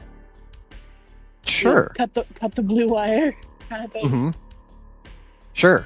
So you go to the door and you lean to a keypad that, like, the door has a little vestibule area around it where you can see that there is a keypad that is on a blue part of the wall, so it's probably to the blue door. You just looking at the keypad, the numbers, there's nothing overtly obvious like, oh, I should press this one, that one, and this one. So you think to kind of pry the paneling from the keypad off and try to get at the cables behind it. Are you trying it? I'd like to help JJ with this, or ask JJ to do Okay. it. that is what I was curious about, because I was like, Lockhart's going for it? Okay. I could help with getting, loosening the panel, but I'm gonna leave that to JJ. Okay. I'm gonna roll for JJ, because he's going to walk over to it and pull out his little magic multi-tool again. Please. Yes. Is that a yes for you or a yes for me? Yes. So. Concern.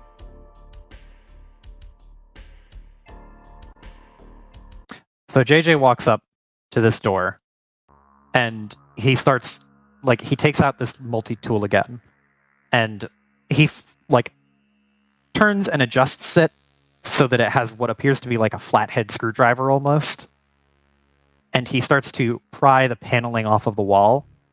And he's going about it pretty carefully. You've pointed out to him that there's no alarm that's triggered, so he's very, very careful to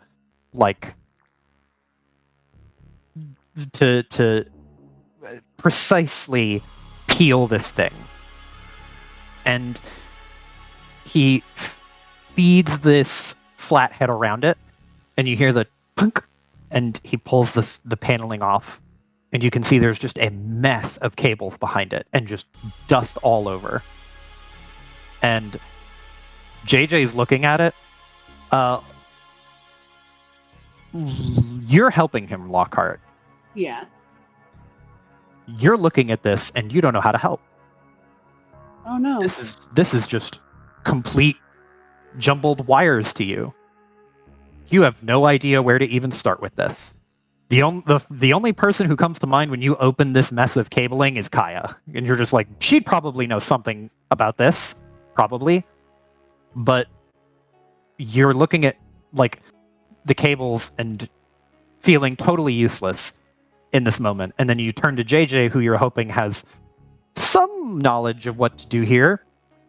And JJ, you're watching him think, and you can see a little bead of sweat on the corner of his temple. and he takes the multi-tool and will flip it to a cutting tool, like a small pair of like wire cutters, and he will reach over and go to cut a wire, decide against it, and then cut a different wire. And as soon as he cuts it, all of the keypad lights like flash, like bright. All of the LEDs on the keypads go off, and then they start to blink. And there's a brief pause where he's like, okay, I think the keypad's working, but I'm not sure. And he cuts another wire, and then you hear the door, like the keypad shuts off, and the blue door just, you hear this like screeching and and it slides all the way open and smashes against the inside wall. Like it's wide open now, but it has made such a deafening roar, like clang. And there's this moment of silence where like you and JJ are just sitting there, like the hydraulics of the door malfunctioned beneficially so that it is open. And then you hear the soft like whoop, whoop, whoop, whoop, and the little red lights in the corner all start to go off.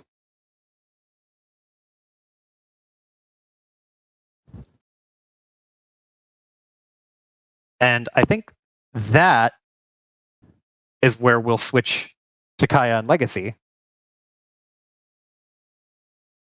Kaya and Legacy? Oh shit. Because you guys were messing with a totally different thing that's going to go totally well. What? Oh boy. I believe Kaya was going to experiment with the full dive technology. Oh, yeah, Kaya was going to do that. And I figured that Legacy would want to be there for it when Kaya said it was A-okay so that she could jump in it immediately. Sure. I mean, I feel like the thing about that is that Kaya is going to she's going to dedicate like an entire fucking day to this. Yeah, and like it's not just a once over, all right, hop in. It's an entire day event of her looking over everything about this machine. Like, okay, fair enough. Fucking camped out under a table. Yeah. Like, and even then, she wouldn't just be like, okay, cool, hop in, you know? Fair enough. That was my bad on assuming that would be the case. What we can do, though, is I want to give Kaya and Legacy some time. During this period, no, it's okay. During this period of this week, your Legacy was going to try the full dive, but if Kaya was still testing it out and kind of figuring it out, what would Legacy be up to? Honestly, I have no fucking idea because a lot of her shit is dependent on other people's shit. I guess the most she has is conversations with people that she has to do. Oh, you were going to meet with Sprite. There was something with Sprite and then something with Marcus, I think. Yes, to do the info gathering at Tetsuo HQ. And talking about his cybernetics and shit like that. Well, we also don't have to play that out if you don't want to. I want to give you guys some screen time.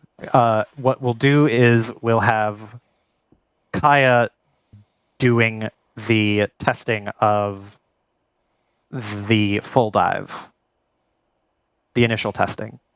So this isn't happening concurrently with what Lockhart's doing. What Lockhart's doing is happening in its own sub-universe at the time. But let me do this.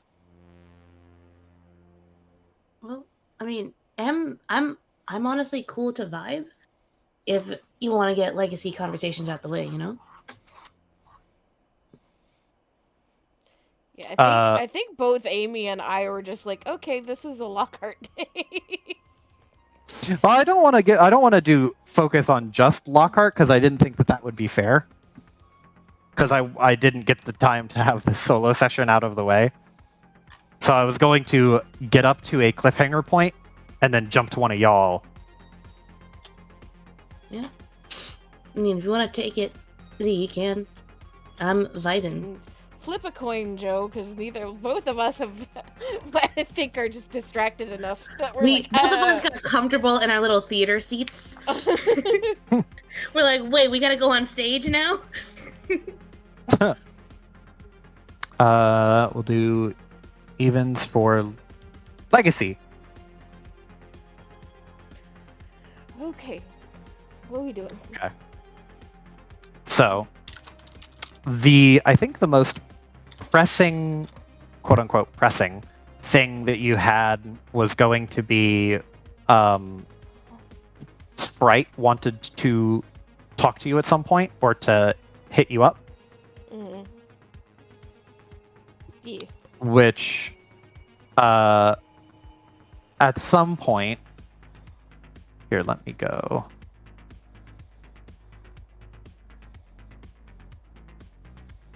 Where's Adam's word? There it is.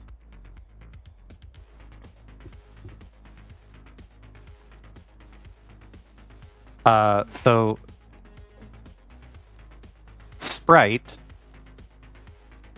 reached out to you to let you know that I don't know how much we covered last time, but Sprite had said that they wanted to meet up with you.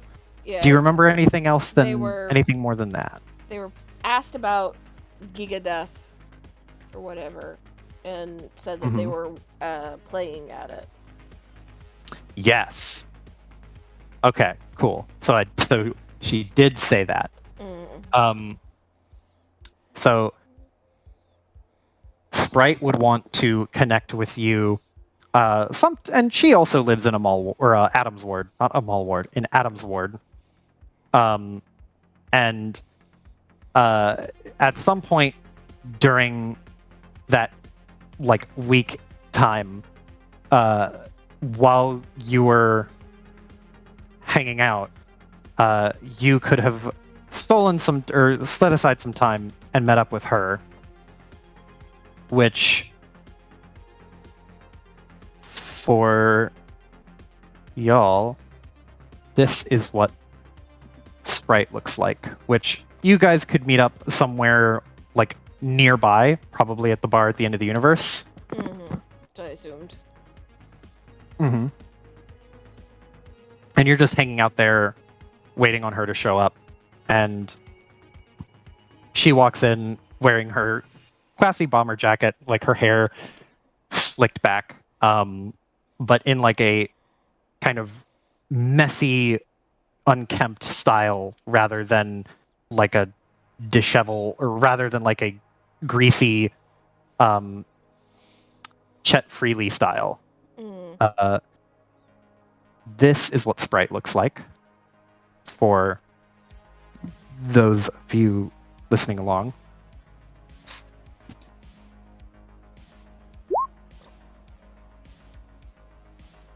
Also, before we get too sucked into this, I guess I should ask, if, what y'all are feeling, because maybe I'm reading the energy wrong, but I was gearing up to change scenes to someone else, but I'm not getting a lot of feedback on whether y'all wanted to do that or not.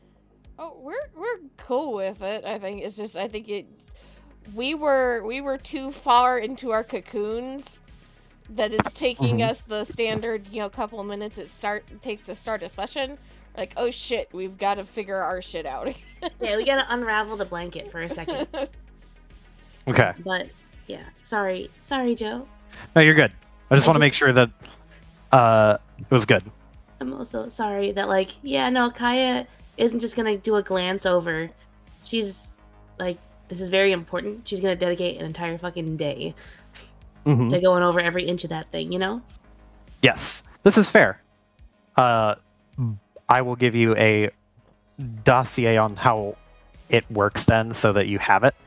Thank you. But yeah, but Legacy, as you're hanging out there, you see Sprite come in, and she looks her usual self. Like just a little bit of the up to no good vibe, like kind of the like devil may care attitude, and she'll nod her head and start heading over to you.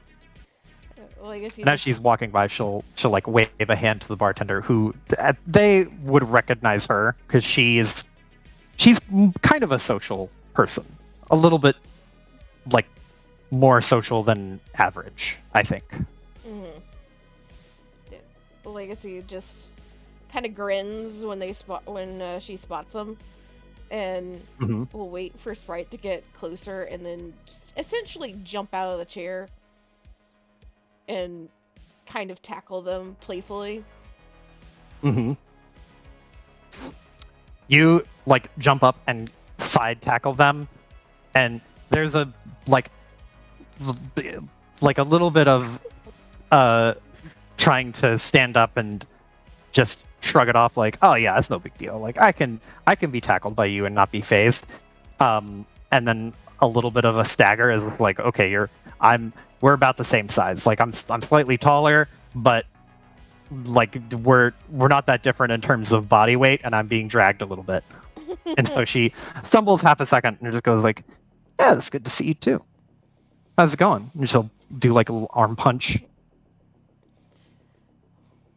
Well, it's been way too long for you to have not talked to me, so little angry. Yes, yeah, sorry, that's my bad. I kind of got involved with a bunch of shit and lost track of time, lost track of space, lost track of people. But I figure I'd make it up to you by gracing you with my presence now. Oh, gracing is it? Got it. Legacy just sits down and like motions for the other chair at the table. And I imagine she has already ordered Sprite's usual. Mm-hmm. And it's already sitting at the table. Yeah, for sure.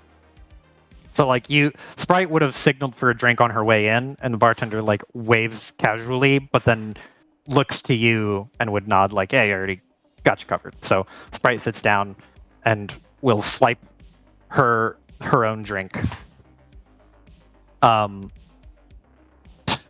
And she like kicks it back, takes a sip or takes a swig, and will just well, I hear you've been up to no good. Well, that depends on exactly what you've been hearing. I mean, I didn't really hear nothing. I just figured you were up to no good. You're one to fucking talk. She shrugs. I have been up to no good myself. I've been trying to get my foot in the door as more of a DJ and less of a bouncer, but I ended up finding a good place where I could do a little bit of both. Well, good enough for you to actually be invited to what they are at least talking about being the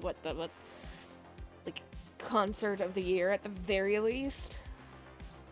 Oh, you have no idea. Or maybe you do.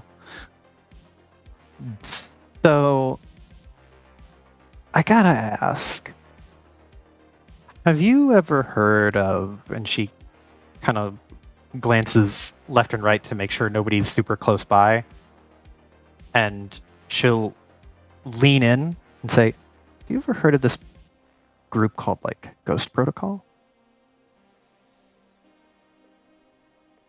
Yeah, I've seen it going around on the web a little bit.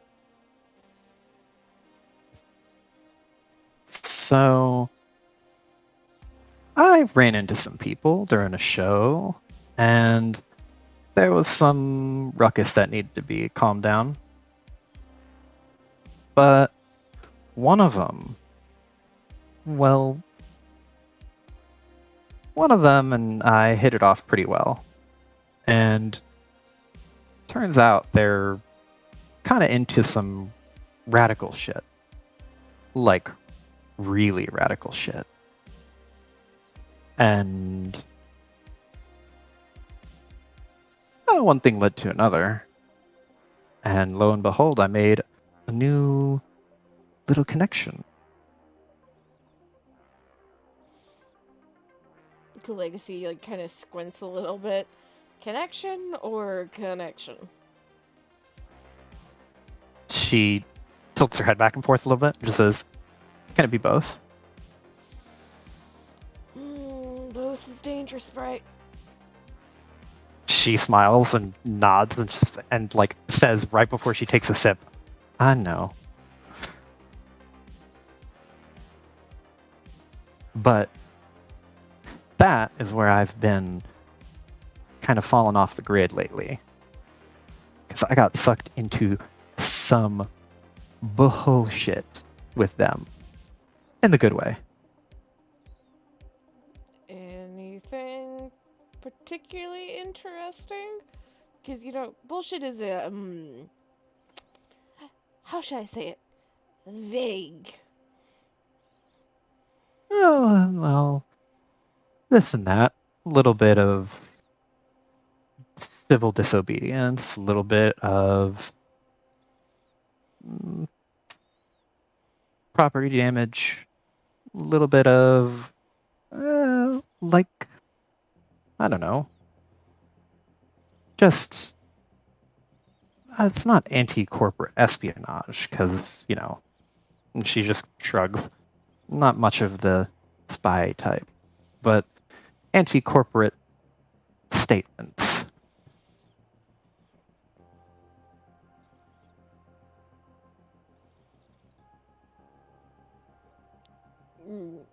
Legacy does not even try to hide the fact that she is, like, sizing Sprite up and trying to detect bullshit.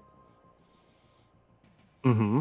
So, you can roll cool, and I'll give you a bonus because you can have your bonus for hacking, because I'm going to let you use like your dark like web clout to kind of process information about this. Look at this.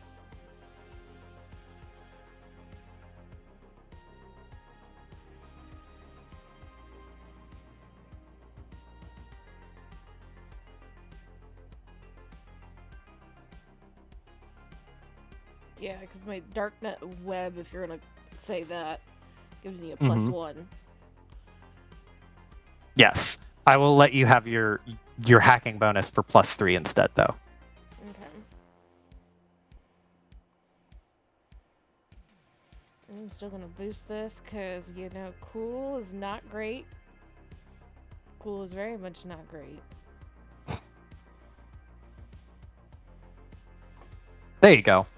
So, general vibe you're getting from Sprite is they seem to have gotten themselves riled up in some anti-corporate guerrilla tactic kind of protest bullshit.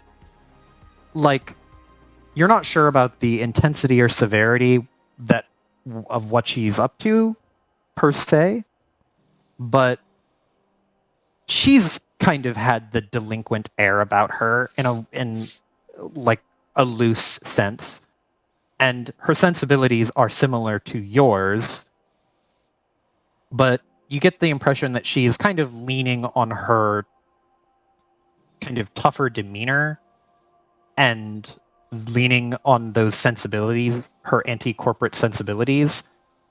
And this is sort of like a bit more aggressive of a protest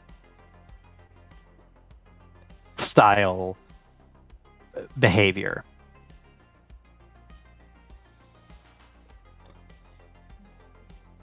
He just like sizes them up for a minute and slowly takes a swig of her own drink. Alright, so fun vandalism and chaos bringing. I can appreciate that. Please tell me you're not planning on doing some shit at this concert, though. She gives you an extremely villainous evil grin and will say, "That's the ticket, dude. The whole concert. The whole thing is one big fuck around and find out for the corpse." I mean, it's still going to be a concert, but the whole thing is organized in part by different people from Ghost Protocol. Don't tell anyone I told you.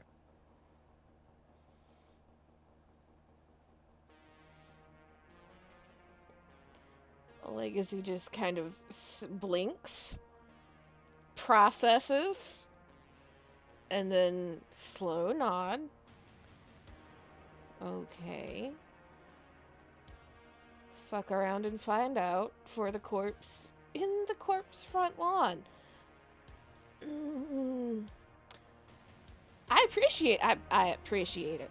I do love the statement. You do know that's going to end really fucking badly though, right? Like, you're ready for that? Well, yeah. I mean, I've been arrested once before, but like, not for anything important. This is kind of important. You know, taking a stand for the little guy. Like that whole thing, or whatever. Being arrested is one thing, but you know these corps, especially that close to, like, their fucking meccas, they got all the private security, and they're probably going to have more than a few around the plaza. Fire ant's different than a cop. She looks a little disheartened and just kind of nods her head and just goes, "Yeah, I know, but that's why you're gonna help, right?"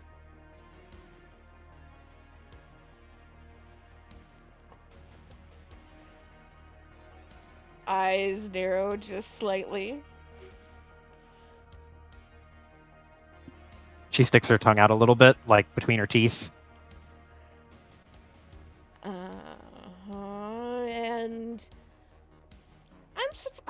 And you've already promised my help, haven't you? Well, That means I may yes. have used a little bit of. I may have said some things, but I knew you would be down for it. So is it really like promising your help without asking, or is it kind of like preemptively getting your help? What did you promise? I only promised that you would help. I didn't say how, but I figured you could do some crazy bullshit. Because that whole sector is lit up with tech.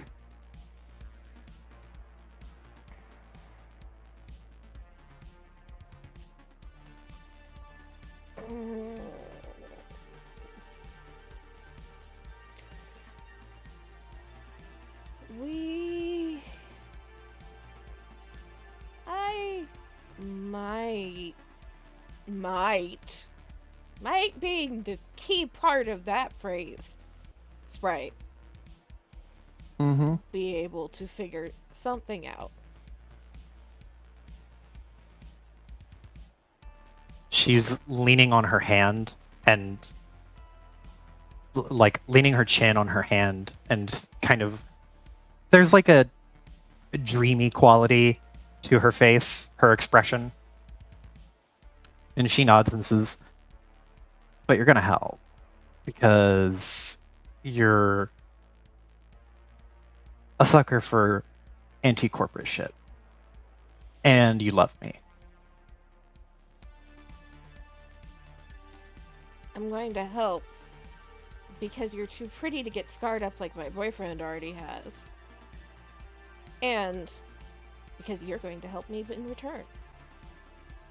Her eyebrows go up and she just mouths the word boyfriend.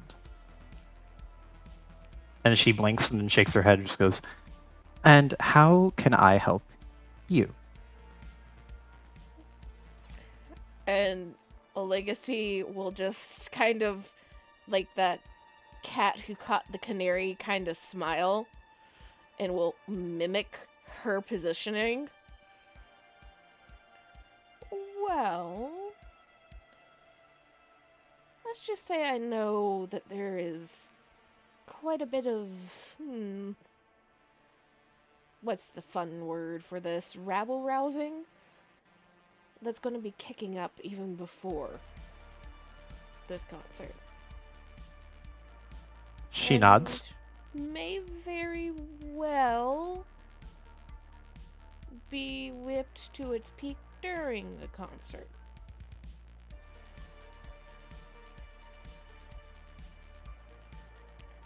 And I know people in, well, acting and gaming and streaming and, well, now you in music, gonna start poking the bear.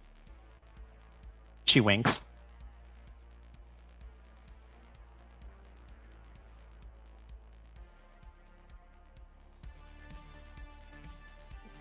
So you're going to help whip up the crowd even more beforehand.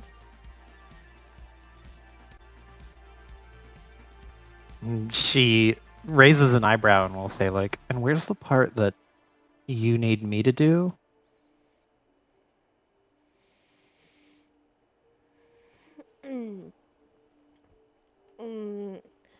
Legacy just kind of tilts her head one way and then the other. We've known each other for a very long time now, Sprite. Right? She nods. And I'm going to take you on your word that you are not going to go blabbing anything I'm about to tell you. She Even looks to your Ghost Protocol friends. She gets a very intense, like serious look on her face and will nod and say, "Hey, Ghost Protocol might be one thing, but you are an entirely different thing."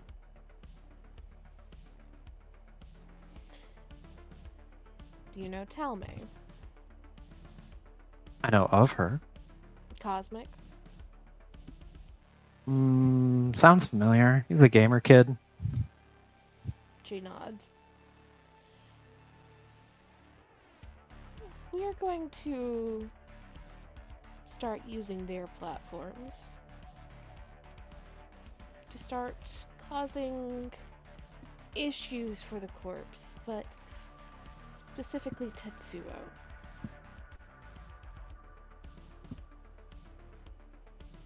You remember meeting Lindis once or twice? The one I moved in with? Yeah. Mm-hmm. She was the one that got killed in that hotel bombing.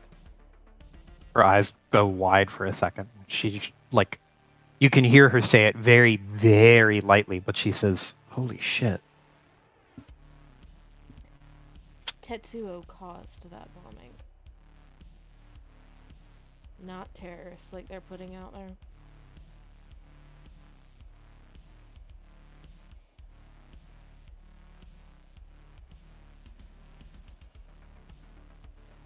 And how do you know this?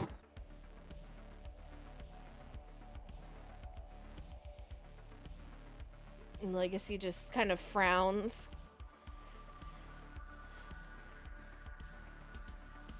Well, be real with you here. I can tell you, and then you are going to be in way deeper shit than you ever wanted to be, Sprite. And I mean that. Or you can just trust that I am telling you the truth.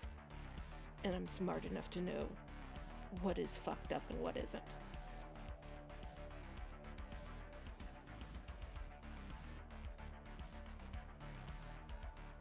She is very much gone from like coy, just being a little shit, to who's like up to some, albeit good intentioned, but still kind of bullshit, to she is very keyed into the conversation now, and the gravity has started to set in on her. And she leans in and like is trying to read your expression. This is a moment where Legacy is not really trying to hide.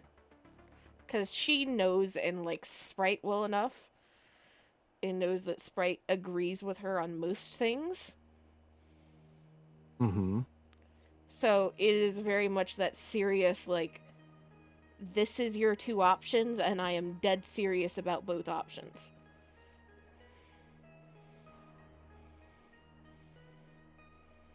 She nods after after a few seconds of just looking and examining your face. She just nods real slowly and just goes, "Name it."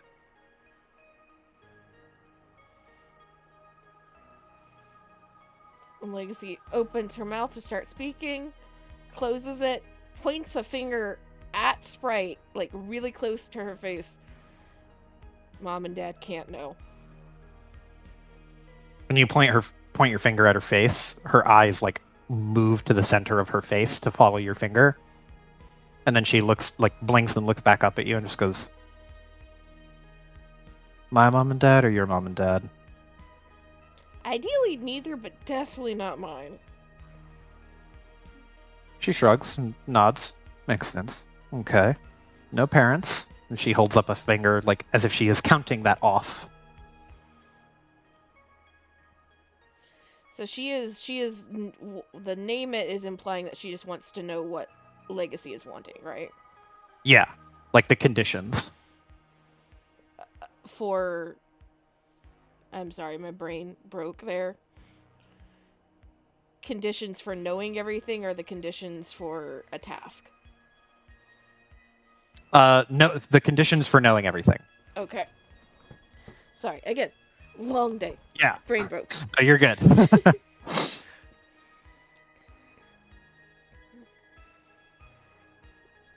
The circle knows this shit is small. Very small, and has to stay that way, Sprite. Because if it gets too big and we tell the wrong person, we are fucked in more ways than one. We are dealing with people that could make us disappear. She immediately, her body language gets a little bit more tense, and you've seen this body language before. You've known her for a while. You've seen her get into a fight, and that is the tensing up of like someone's about to throw a punch, and she has like a very, very hard line brow or hard stare at you, and she is again just reading your expression and just nods. You can see her gulp. Okay, so real shit. It's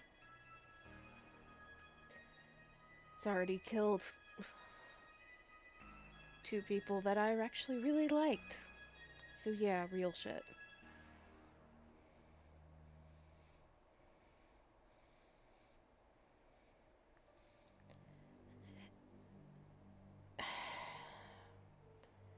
You've been hearing on the news, right?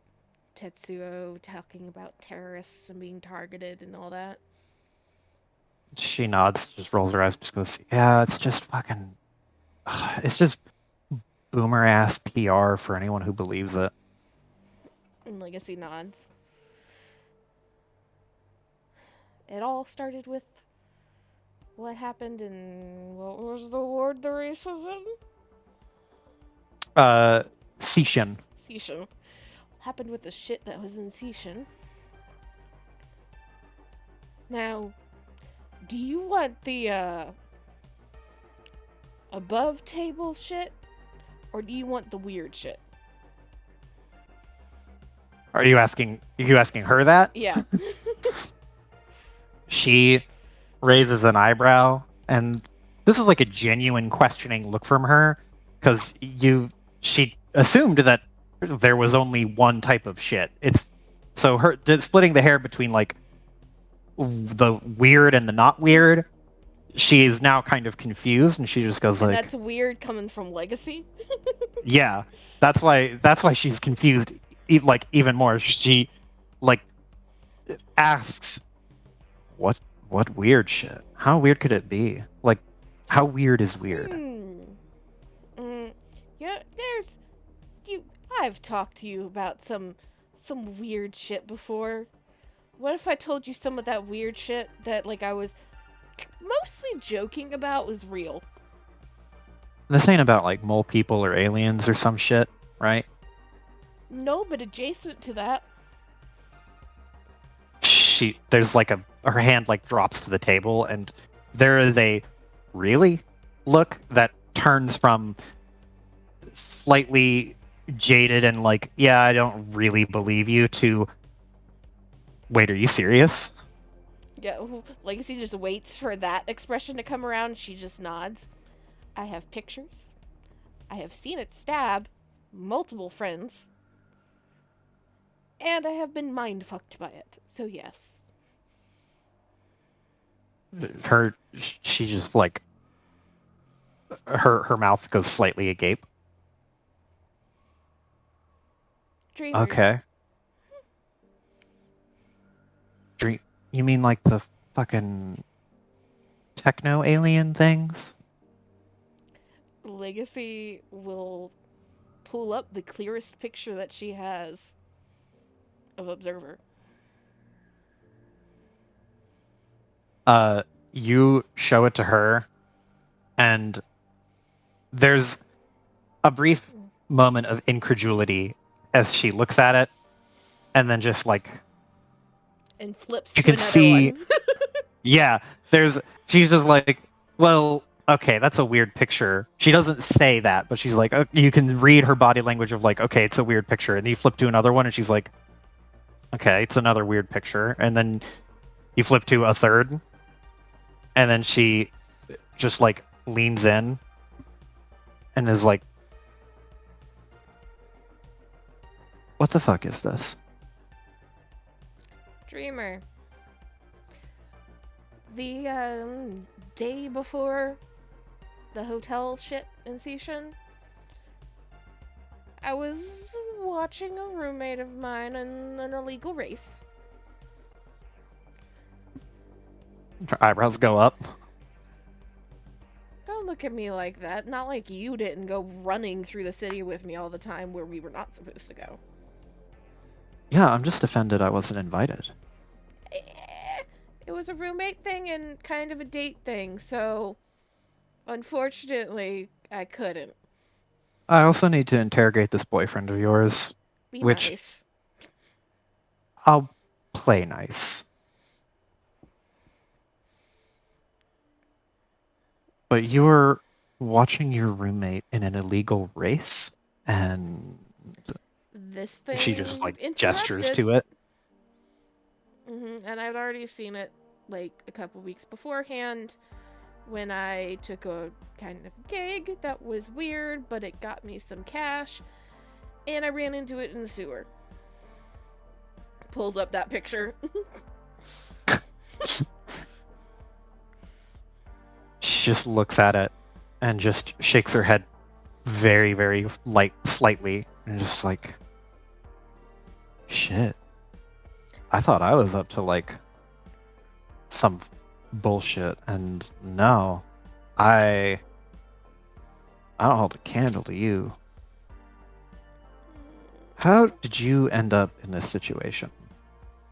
Well, like I said, a gig, and then the next day, when Tetsuo decided they wanted to control Seisha and Ward to try and find the thing, because that's at least half of the issue here. Maybe not half, like a quarter of the issue here.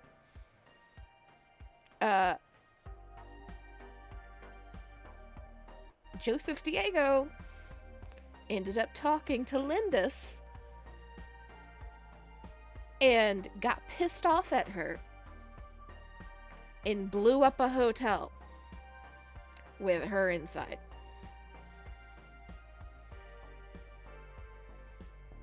He just like you can see the expression on her face. Her face reads like white noise, like TV static of just like,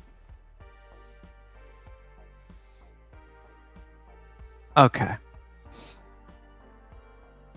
I don't think you're on drugs, and I don't think you're stupid. Do you want the But- audio? Audio of what? Of the conversation that led to him killing Lindis. Because I have that too. There's a brief pause, and where she would normally have another look of just like disbelief, instead is replaced by a moment of her thinking like, shit, you have that. And she's just looking at you, and she looks at your arm where you would actually be able to share that information from. And then she looks back up and just, no, I think I'm good. I mean, I believe you. Do you want to know anything more? Because there's more. She looks very conflicted, but she looks up at you and will say, well, hell, I'm pretty invested in this. I thought the Ghost Protocol guys were into some stuff, and I mean, they are. Oh, Like, they are. They're. I don't know how much you know about these people, but there's a lot of them doing different shit. that's what I was told. The second friend who got killed was in Ghost Protocol, a different branch, I imagine, than the one you've been dealing with.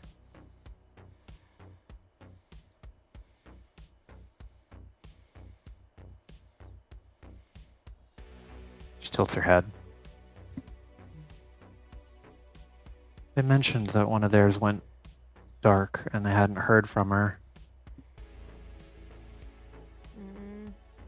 I don't know if that's her or the other one that just has, pun not intended, ghosted since she died. So you ran into these Ghost Protocol guys doing your whole, I guess, dreamer shit. Huh. Legacy kind of nods a little bit. Dreamer, hacking, being labeled a terrorist. You know, Tuesdays. She snorts. Shit, okay. Alright. So... hell, what else you got? We're gonna need a lot more alcohol. Legacy will get another round of alcohol for them. Okay. and continue laying out this shit. Okay. So you'll spend the next like hour and a half to 2 hours answering all of her questions under a hushed tone over beer and over booze, not just beer. You need some things require a little bit stronger than beer. Liquor. Mm-hmm.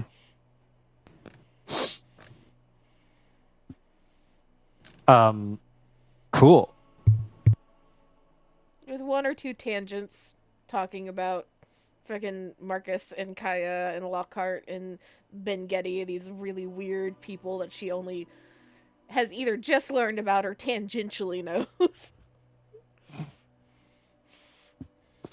Every time you bring up Marcus, she expresses interest in like wanting to meet him more and more, and it went from like as you tell and recount the stories, it goes from like a suspicious like I don't trust this guy because I just heard about him to okay, he sounds all right. He sounds like a Boy Scout, but that's fine.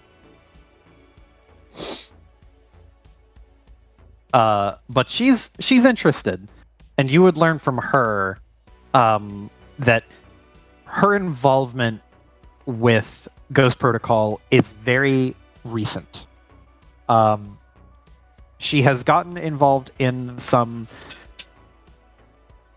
civil disobedience. She has sabotaged some things, maybe damaged some property, been like a thorn in the side of a corporation. And that is kind of the general involvement she's had so far, but your overall involvement is that Ghost Protocol ranges from that to what Neon was doing. Mm-hmm. So there's a bit of a spectrum, a broad spectrum. But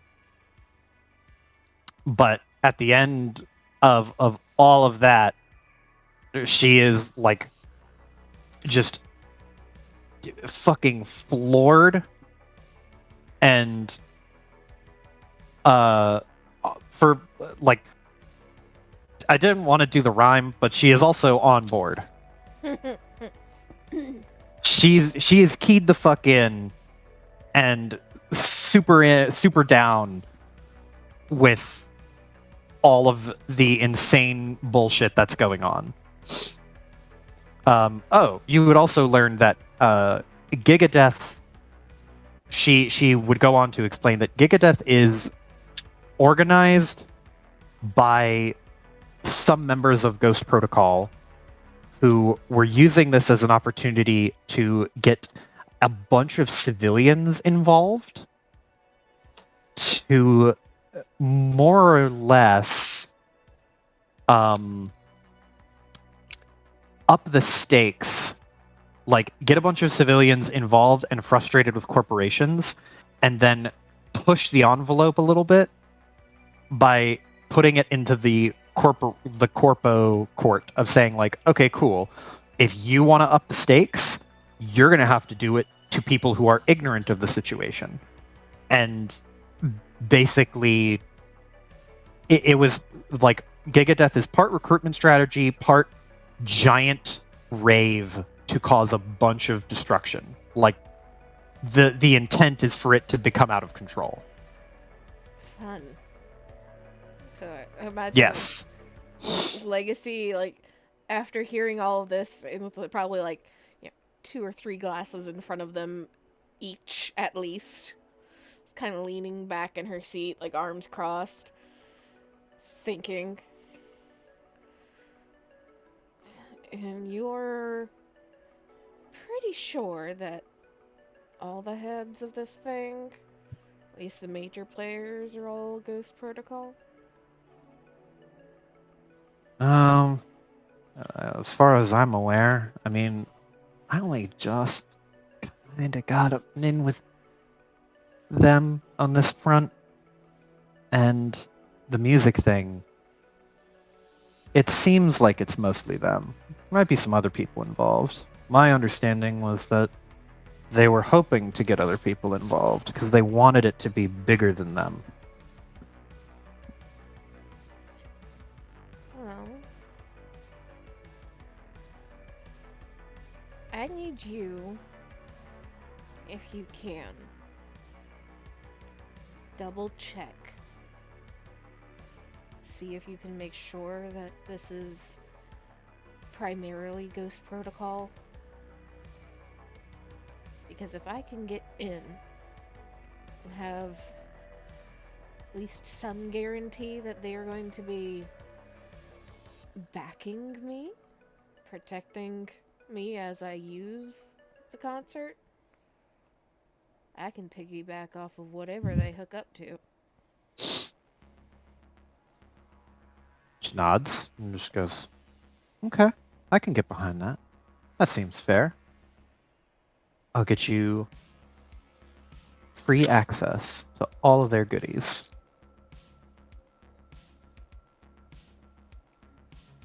Worst case, I don't have to ask for permission. Well, I guess he just kind of smirks a little bit. And if you can, either just with what you're doing, or if you know some of the other people are playing. I know this is... all the corporations suck. All of them need to be brought down more than a few pegs, but if we can figure out how to whip them up against Tetsuo right now, make them distracted, you're playing right in front of the fucking HQ. She smiles. Yeah, we are. And you know what's better than just getting into an HQ?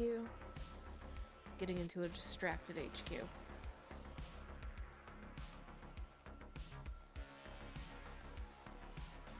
She has, again, that, like, devilish grin on her face.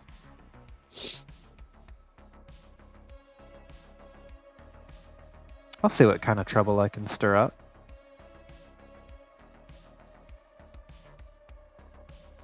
And Legacy kind of smiles and leans across the table towards her a little bit. But you have to fucking promise me that you're gonna be using your head. She kind of, like, there's somewhere between, like, a smirk and a grimace. Just, like, both frustrated that you would ask, but also, like, yeah, okay, fine. And she'll say, yeah, okay. I will be thoughtful about this.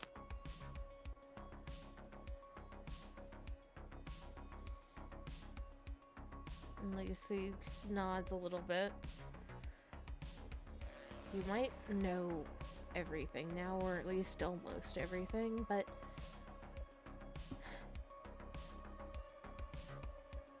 you're not in it yet. And I don't want you drowning.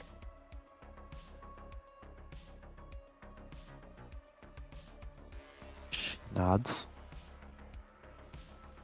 Shit, if you've been in it this long, I've got some catching up to do. But I'll be smart about it.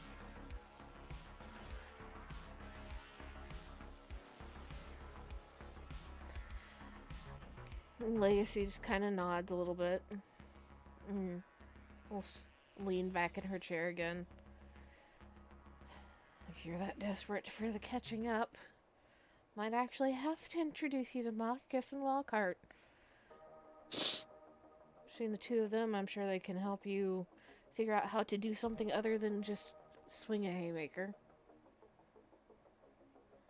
She kind of, like, leans back and crosses her arms and does, like, a little bit of a, like, wipe with her thumb under her nose and smirks again. She goes, yeah, this Lockhart lady, she sounds pretty fucking crazy. I'm super into that. Do not flirt with Lockhart. What, For is the she love too of old for God. me? No, you're gonna break me. Don't do it. She sticks her tongue between her teeth and smiles. No promises.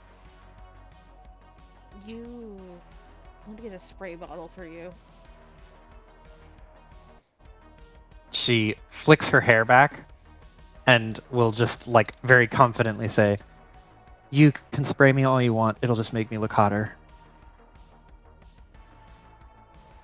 You can just like groan and like sink a little bit deeper into the seat. Why do I find people like you? Why? You are. I remember when you were just this little scrawny nerd like me. I know, right? And she, like, there's like a slight, not twitch to her eye, but like an upturn to her eye where she's just like, it's weird. It's weird that I'm like this way now, but I like it. I'm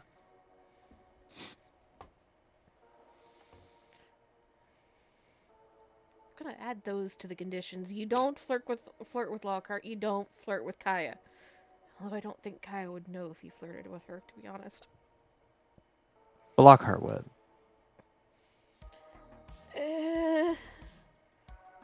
Depends. That's okay. That's okay. We can find out. We'll just see how it goes. When am I going to meet your Nope. friends? No. They're not gonna find out. Because you're not going to. You're not But I gonna look. have to meet who You I'm are working with. not going to look very hot being sprayed with a spray bottle. She just frowns.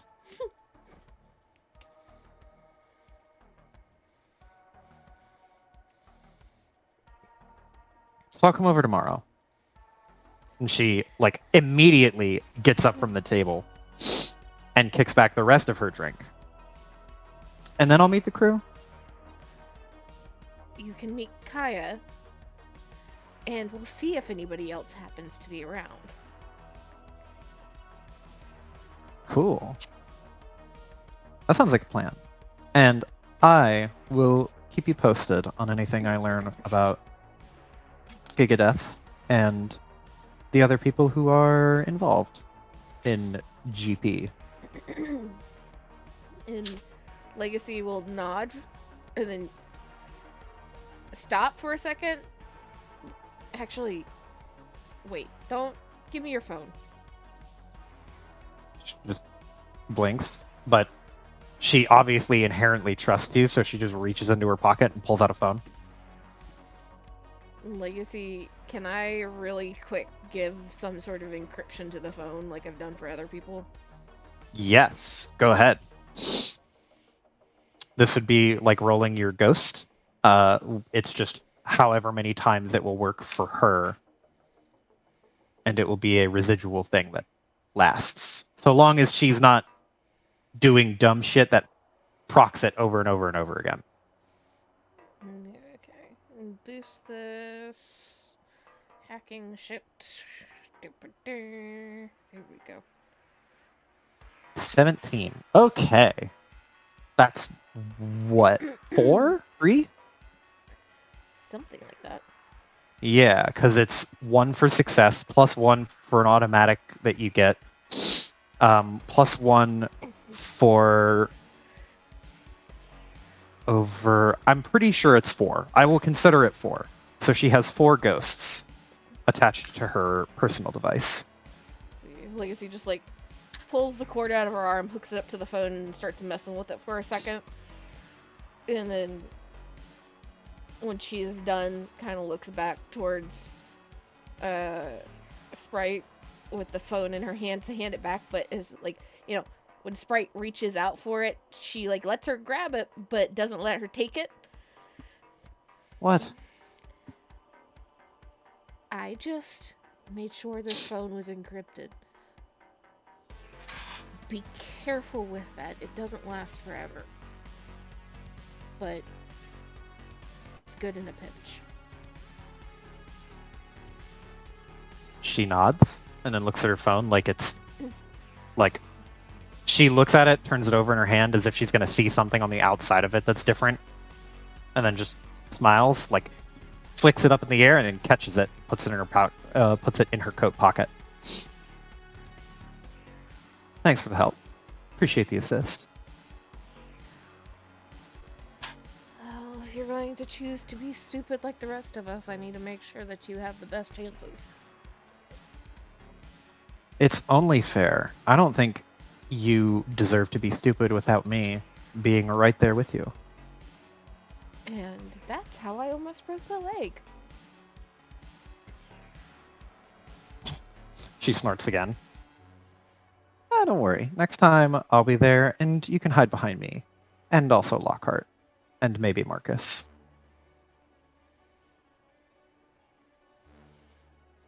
Like, she just gives her like this look. You know the look. The look.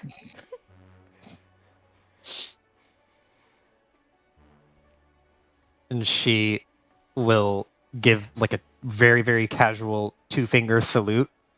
And as she is taking a few steps back, she'll say, "Catch you later." And she'll look to the bartender and flick like a wadded up, like, or folded up dollar, like, bundle of bills to him. He catches it and then just nods and then looks over to you, Legacy, and then just nods and, like, yeah, she covered whatever it was. Like, she just kind of like waves as she walks off, and then as soon as she is out the door, will immediately text both Kaya and Marcus of, you have to meet somebody. They're gonna be coming by the apartment tomorrow. I'm sorry in advance. Kaya's only question is, are they coming over for dinner? What mealtime are they coming over for? I need to know about their allergies, if they have any. It's like, Lacey's just like, I don't know when they're coming over. They're coming over. They don't have any allergies. They're actually pretty easy. Cool. Period. Capital C. Marcus will send. There is a pause of like, Marcus is typing, goes away. Marcus is typing, goes away. Marcus is typing, and he sends like, "Can't wait?" ? And then like the little smiley face with a sweat drop. They promised they would be nice. Oh boy. Okay. So, last on the list, but not the least, Kaya. Yo. You are doing some testing stuff. So, you're wanting to run this machine through its paces and test it out top to bottom. Yeah, she wants to essentially figure out what every little piece fucking does. Do you want to have Ben Getty there, or do you want him to be away?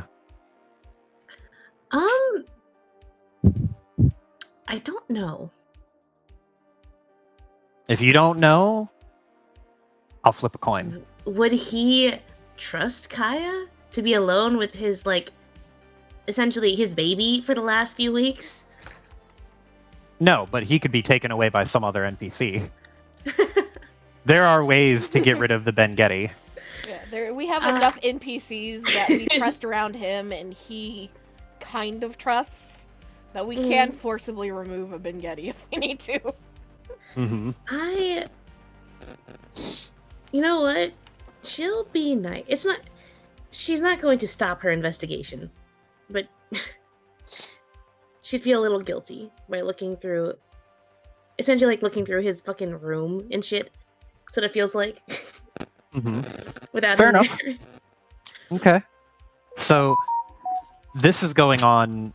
I will say that all of the events are transpiring on Thursday-ish, so that by Friday everything will have wrapped up. So you're basically running this, like, you get there early in the morning. And Bengetti is awake, having either stayed up the night before or set like 5 alarms so that he could wake up on time for you to get here. He looks haggard, but that's not super unusual because it is before 10 a.m. and Bengetti does not like to be awake before 10 a.m. Oh, so it's an iris. I Fuck you. didn't want to point the finger. It's fine. But you are sitting, you arrive at Bengetti's apartment, or rather his home, and you don't really have any struggles getting there for the day. And the weather today seems to be fairly normal, like calm, generally room temperature, kind of nice out. And when you get to Bengetti's house, Voloska is staying there for the time being, I believe, right? Or no, wait, he's at the Lockhart safe house. Yeah, the only ones Yep. at Bengetti's Gotcha. place are Bengetti and Lockhart. Yeah. Gotcha. So you get there. Lockhart is conspicuously absent, as she has expressed to you that she would be searching for something. But you're there with Bengetti, and he is prepared as best he can by clearing out the area around the machine. So this machine, in its most up-to-date state, it looks like a dentist's chair with, like, it's got a slight recline to it, and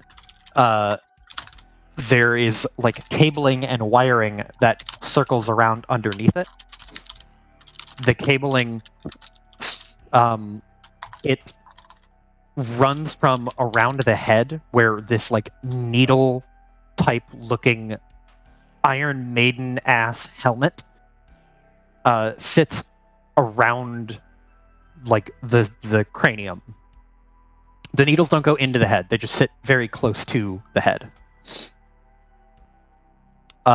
There's also the big bulky like undercarriage and sides of the chair, which are almost entirely used to cool the person who is into the machine. It doesn't look so different from the earlier times you saw it, except the form factor has shrunk quite a bit. Bengetti, you think, has figured out, or like kind of figured out a way to slim it down to save on space, which is good, but overall the function still seems to be about the same. The like head like enclosure wraps around the entire like cranium and part of the face. You could still see your mouth, but it's almost like a motorcycle helmet that has these needle-like structures pointing towards your face. Bengetti is just letting you examine it, and it takes you probably a good 20 to 30 minutes to just get a good idea of the form factor. From what you're gathering, it could fit just about anyone except Voloska. He is a bit too big for the chair. And the cranial like plating structure, the way that the inside is arranged, it seems a little dangerous to have all of these sharp structures like really close to your head. But Bengetti doesn't seem concerned by it, which doesn't necessarily make you feel better. But the argument Bengetti, like, your first thought is, if something hits this chair, what's to stop a needle from like poking you in the face? And Bengetti's response to that would be like, just don't hit it. Why would you hit it? Don't. Fuck. It's not like it's in a car. It's fun. So that's- much worry. Yeah. That is something that you could probably change. You could mount it or affix it in some way that makes it much less likely to be jostled and hurt someone. But as of right now, the solution to it is don't wiggle it. That's like the most Ben Getty ass thing I've heard in a long time. Solution is just don't touch it. Yeah. Like, why the fuck would you hit it? Oh my god. This man. How is he older than him? Older question so, mark? Yeah, it's sort of an older question mark. Oh my god. But other form factor considerations, like things that you can assess without like plugging into it and doing any technological deep diving. The chair is you can't move it. It is not bolted to the floor, but it weighs more than a motorcycle. It is in total probably it weighs about as much as like a double wide refrigerator. That's full. That's full? Yeah, it is a double wide refrigerator that's full. Damn.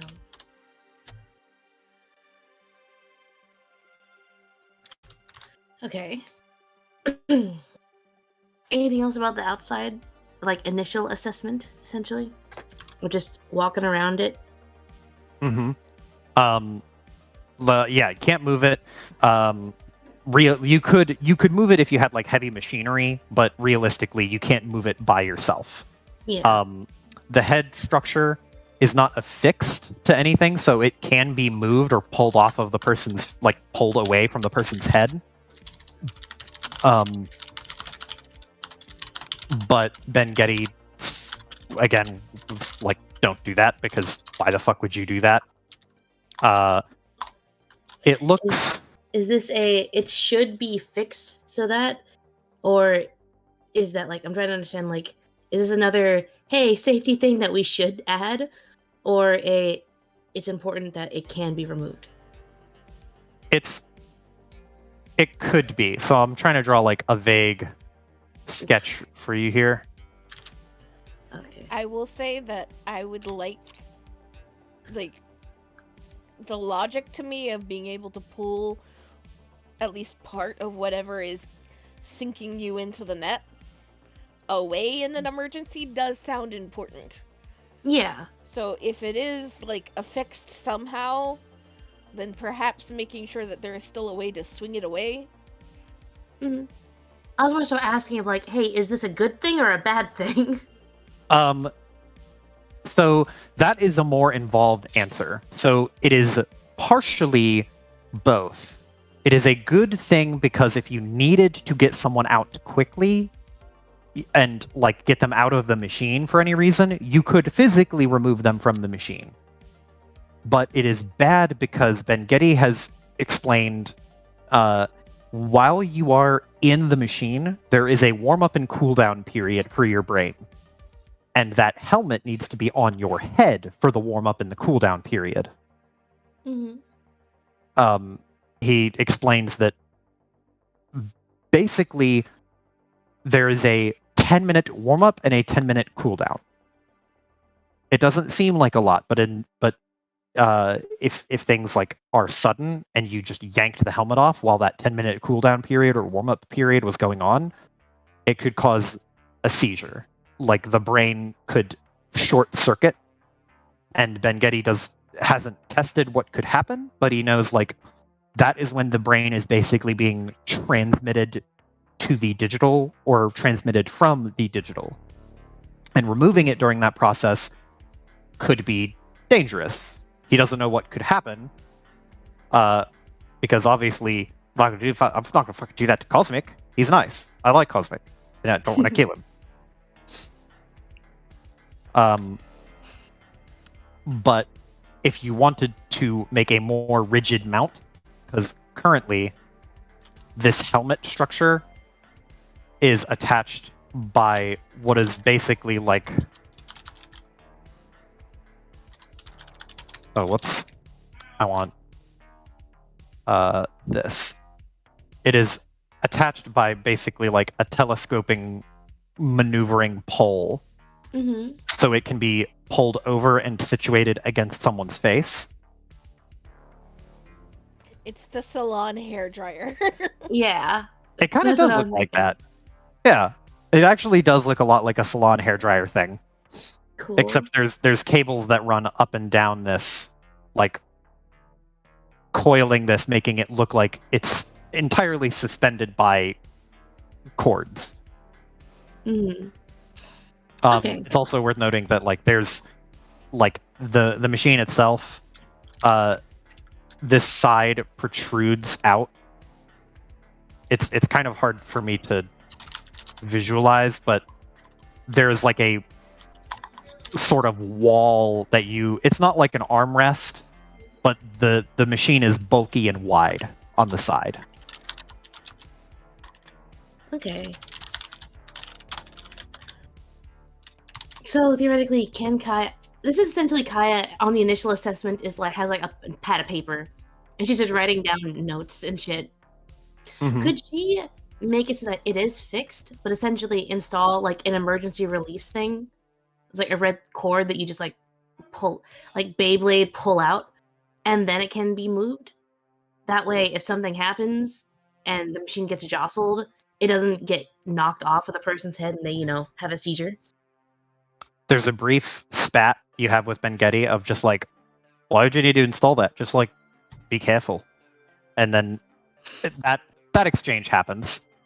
But after a bit, he relents and says, okay, yeah, you can install that. I don't know why you would, but like, yes, you can if you just want to add weight to it. But sure, go for it, I guess. Yeah, adding weight's important. We want to make sure people don't, get seizures or some shit. Well, yeah, that's why I wouldn't touch it. Well, what if someone bumps into it? Why would anyone bump into it? I don't fucking know. I don't know, there's a crash outside and that rock shit, and then someone falls over. What if someone trips off of this fucking shoelace and bumps in the machine? You can't account for everything. Ben-Getty looks down and is wearing sandals. You realize there's other people besides you here now, right? Okay, well, you're supposed to take your shoes off outside my fucking door. Well, look, some people are clumsy. You can't account for they're all... everything. Oh, God. Fine. You can fucking put in like it'll a fucking add maybe parachute or whatever. Yeah, it'll add probably at most a pound. Yeah, because I'm that's thinking, fine. Yeah, it'll be fine. And it'll just take another second. You just gotta pull the cord out, and then you'll be able to maneuver like normal. I'm not doing it. You do it. Yeah, I got it. Don't trust me. I'll fucking install it. And yeah, so you can install it. Cool. That is very easy for you to install. Yeah. She's making these fucking safety changes. She probably brought her fucking safety handbook too. Mm-hmm. Just to go over and double check things that are like. She probably has it opened up to a section on like the safety standards for mechanical suits and like mech suits. Mm-hmm. And stuff. And essentially the section where it's like things that are made for people to go inside of. The safety standards for that. And all of the emergency things that must be installed in case something goes wrong. Yeah. And you, like, just looking at that handbook and examining it for even, like, a fraction of a second, there is a very, very common, like, installation and, not trope, but mechanism that is there for two things. One is to unblock /open / remove the hatch so that a person is able to get out of the machine. And the second is to turn off the machine and like ambulate the limbs so that they are out of the way. This thing doesn't have any limbs. It only has the one swinging arm. So if you install a device that, like, when you pull the lever, it detaches the swing arm and like lets it free fly, then you can push it out of the way and it's no big deal. Okay, yeah, Kaya's writing all of this shit down. I'm just gonna make a second bullet point list of Kaya changes. Mm-hmm. You saw the emergency release on the helmet. Emergency release / locking cord on the helmet. Okay. So I can only imagine how slow / fast this moves, because the two of them are able to just talk shop the entire time. But I imagine every little point she makes and change she proposes, it's just that all over again. And it ends with him saying, "Fine, but I'm not doing it." And she's like, "Yeah, okay, I'll do it. I got my tools." That is exactly what happens. It makes every conversation last like an extra 40 minutes. Like you're taking notes and things are going by pretty quick, pretty snappy, and then there's one comment where it's like, "Hey, can we do this? Why? For this reason." Well, why even think about that reason? That's dumb. Just don't do that. And every single time, without Every fail. single fucking time. That's, you see why I was like, this is gonna take an entire day. Mm-hmm. You haven't even gotten to like the actual No, we haven't. function. It's just the outside of it, and it's already been like 2 hours, probably. Mm-hmm. But yeah, she would want to make those changes as much as she can while she goes, so that she's not there all night. Mm-hmm. Sure. Since you dedicated already the whole day to it, I'll say that like by the time you're done conversation and understanding it and going through piecemeal and adding things, I would guess that you're going to be finished by like 11 p.m. She's gonna get home a little late. Yeah. I imagine just fucking dinner time is just more talk over about the fucking machine. They're just like fucking camped out next to it, ordered fucking takeout or some shit, still talking about, well, why do you need to add this? Well, you need to for safety. Yeah, just don't worry about it. There's a brief moment where you're both like sitting there in the lab eating. It's not unusual for Ben Getty to eat in his lab. That's where he basically lives. So he's eating there, and I imagine Kaya's like, "Yeah, see, you're eating right now. If someone was in the machine, you're liable to bump into it and mess up the swing arm." And he's just like, "No, I'm not." It's like, why not? Why fucking not? Yeah. Because I just won't go near it. Because it's just migraine inducing. Yeah. Just cause. Just cause. But let me see what's else. I think that's it for the physical construction. Oh, there's one other thing I didn't note. There's little points on the inside of the chair here, like up and down, all the way around the inside where a person would sit. So this seating area is kind of recessed so that you are able to like kind of relax and go limp in the chair. Along the edges, there are cooling, like little coolant vents so that it can cool your body to keep your body temperature low. And that was changed from the ramshackle solution it was before, which was just like water. Yeah. Water cooling and also like IVing water into a person while they were in the chair.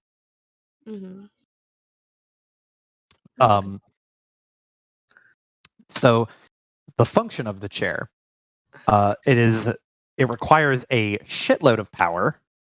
Hold on. Sorry, I just need to new section. This is about the function. Okay. Requires shitload of power. Ben Getty's home has enough power to supply it and basically nothing else intensive.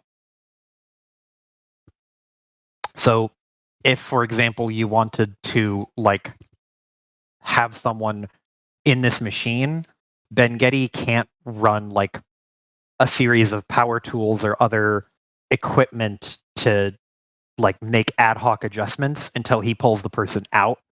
Otherwise, he'll blow a circuit. Ooh, Kai has an immediate idea, and I'm just assuming this isn't there because you did not mention it. She'd probably like clock this. Probably like, I don't know. She probably had already previously asked him about his electric shit because he mentioned he tapped into the station directly. Mm-hmm. She'd probably just like, hey, where's the backup generator for this? She just blinks at you like there isn't. So if there's a power surge or something in this section of the ward, it's you don't got a backup generator to, stop the cooldown process so that, this person doesn't go into a siege immediately? Well, I mean, the ward has a backup generator, so I figured the backup generator would kick on for the ward. Well, And yeah, but in a split second of time, is this thing programmed to go automatically into the cooldown if something happens to the power? What if something else happens? What if something's up with the wires? And the backup generator for the station's out, There should be a backup generator here that'll kick on. Kaya, roll me a cool check. Just a flat cool check, and add your engineering. You can add your engineering bonus to it. Ah, fuck, how wrong am I, Joe? No, you are very right. Okay. I sorry, I just made up bullshit about the station.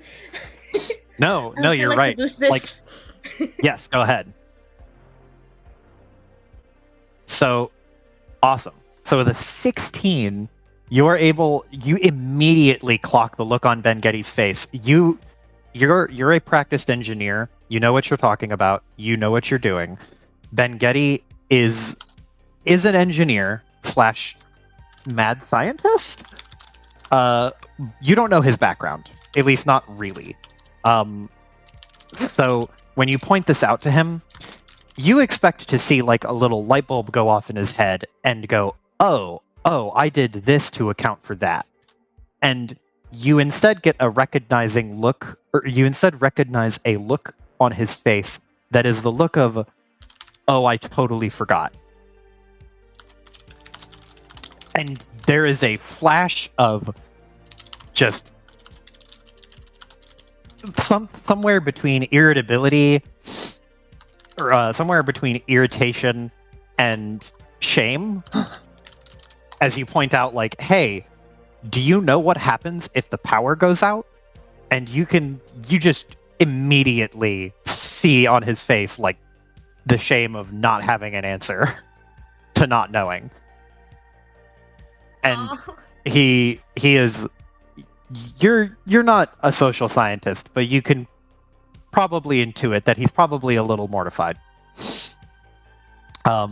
Ben-Getty just looks at it, then the emotions kind of flash across his face, and he is just kind of moving his mouth, trying to form words. See, there's the project for him to focus on instead of arguing with you. You 100% have caught him flat out with something he did not consider and did not care to consider. And it's not intentionally, like, it's not that you did this intentionally to make him feel bad. But you have embarrassed the man because he doesn't have an answer. Oh no. And he just goes like, well, the station's not gonna power flicker. Probably. Like, it hasn't before in like 20 years or whatever, but I don't know. Well, yeah, obviously, but you never know what could happen, Like, say an explosion happens at one of the power centers, and that could disrupt connection for probably about 2 to 3 seconds before the backup or the power gets redirected to a different location. But in those 2-3 seconds, it'll probably turn the machine right off. And, not initiate the cooldown phase. So if you have a backup generator that can just switch on immediately to just automatically trigger on the cooldown sequence, and you'll be, that'll just fix that. Look, the likelihood of it happening is so minuscule, but it's good to be prepared just in case it does, You can go ahead and add to your notes that Kaya will add a backup generator so that it does not power cycle and go directly into just the off state so that it could induce a seizure because of a power outage. Ben-Getty doesn't say anything. Oh, does he still... Oh, no. You didn't break him, don't worry. But he just blatantly thinks, like, there's a difference between it thinking something and deciding it doesn't matter and then missing something. Mm-hmm. And he has 100% just missed this. Oh. I kind of want Kai to, mention it. Even hey, it's okay. But also saying something when he's already embarrassed might make it worse. You might actually break him. I think Kaya would just, pat, I don't know, elbow bump. As in, look, don't worry about it, alright? That's why we got, peer review as a concept. And she's gonna just continue working. Just continue looking for the rest of the machine. If he doesn't have a comment on her attempt at comfort. He nods, but doesn't say anything, and will just let the moment pass.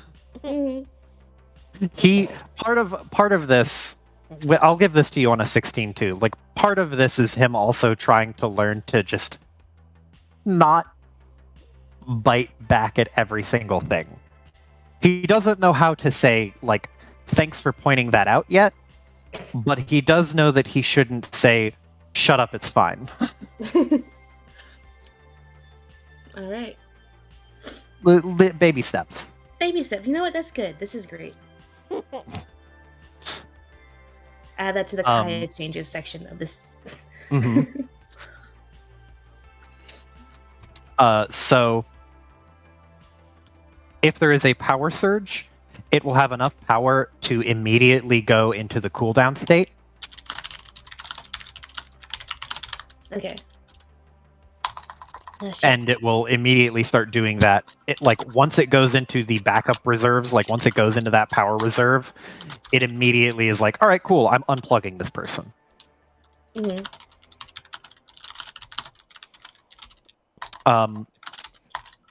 While the person is being unplugged, they are still considered, they are still mentally, they are still mentally in the web. So there is, for the person in the chair, there is no 10-minute cooldown. It is, they're online, and they're waking up. So you can't, that is another thing, is you cannot really communicate with them except through digital means.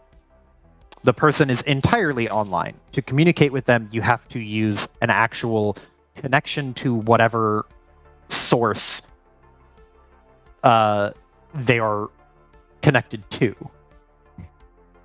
Currently, this machine is connected to Ben-Getty's, to a local system that Ben-Getty has set up so that it is just the person and in a controlled environment.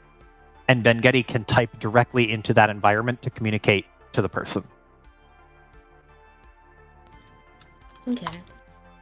So online, it would be, if you were plugging them into the internet, you would have to connect to the internet and find them somehow. There's no direct way to communicate. That's something that Ben-Getty hasn't tried yet because he has not connected it to the internet to experiment with it.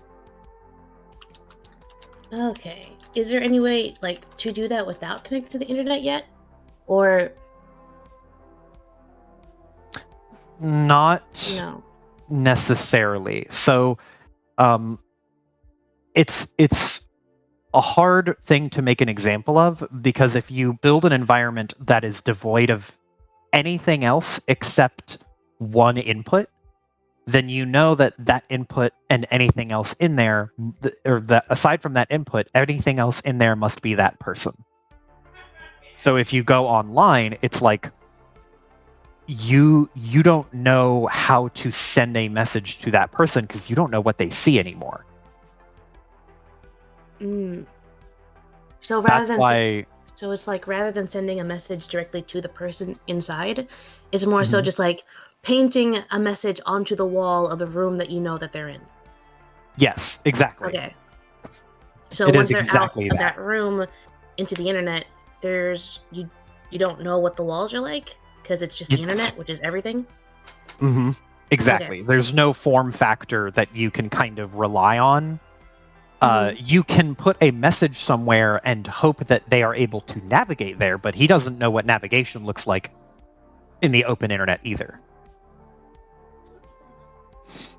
Okay. That is going to be maiden voyage type shit.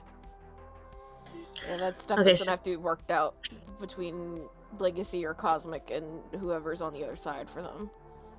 So there's nothing Kai can do about that then. Not yet, because Ben-Getty doesn't have an answer. If you think of a clever solution, that or a clever potential solution, then it's possible. But there's no definite answer that you can get from Ben-Getty because he just blatantly is like, I don't fucking know. I'm not able to test it. I have a thought, but I shall wait until such a time. Unless you need a forewarning, Joe.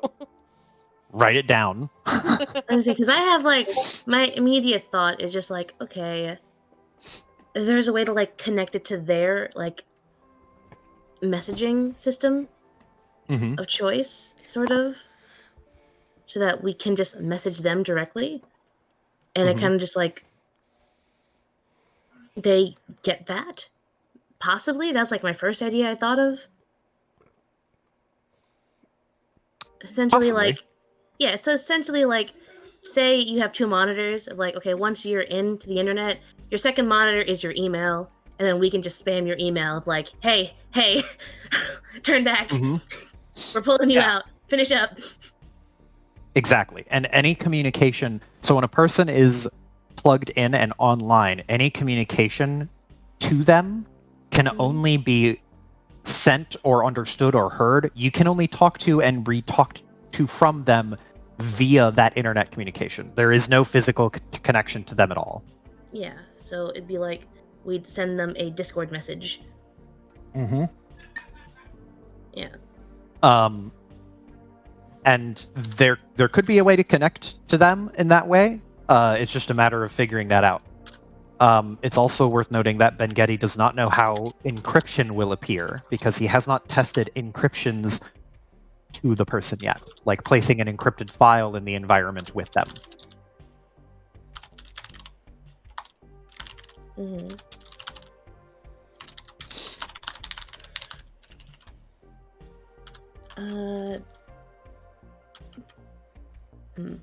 I imagine that's something that like they could just have Legacy make up a little encryption thing and put in his little like sandbox computer. Yeah. Yes, that is something that's easily tested. You know how I want to. You know how I want to test this shit with those hard drives that Lockhart just found. That'll be a nice warm up. Break those. Okay. Anything else about the function? On a strictly like TTRPG mechanical level, the speed at which things happen to a person inside and a person outside is different. So a person inside, for example, if we were taking if for whatever reason there was combat and you had someone inside the room fighting and you had the person online doing something, and they were also in initiative order, the person who is a physically, like Lockhart and Legacy, this is the example. So Lockhart is fighting someone in the room. One person. Legacy is in the chair, online, hacking and doing something during this fight, and is also in the initiative. On Lockhart's turn, she gets 2 actions, which is the standard. You can do 2 distinct things. The enemy can do 2 distinct things. Legacy can do 6 internet hacking only related things. Because of time That dilation means- between the two. Exactly. Legacy can attempt 6 different network-related things as opposed to the 2 normal things.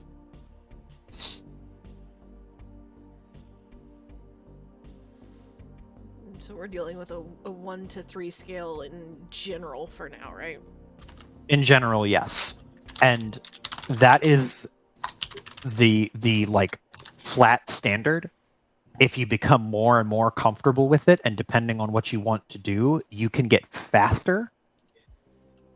The upper limit is almost triple. Or not triple, is almost, what would that be? Quadruple. It would be almost quadruple. Where for every 1 action the person can take, you could take a little bit over 4 network actions. But that is at a later stage.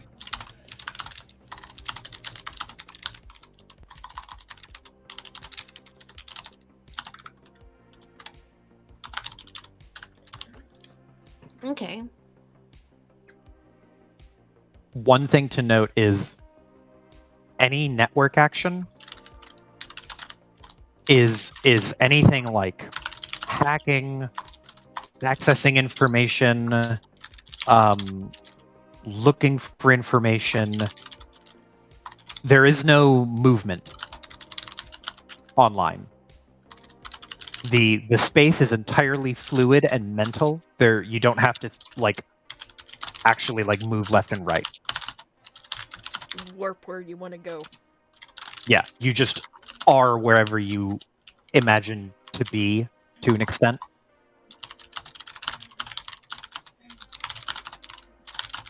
Okay. Cool. Okay. Cool. I would think that's everything. There is one more unknown that Ben Getty has thought of, but does not have an answer to. And this is not a TTRPG rules thing. This is like a lore thing. So Ben Getty would basically finish up with saying okay, so I don't know what happens, but say for example, you are online and you go into a machine or whatever, you're in the environment. I don't know what happens if I shut off the environment, but not the chair.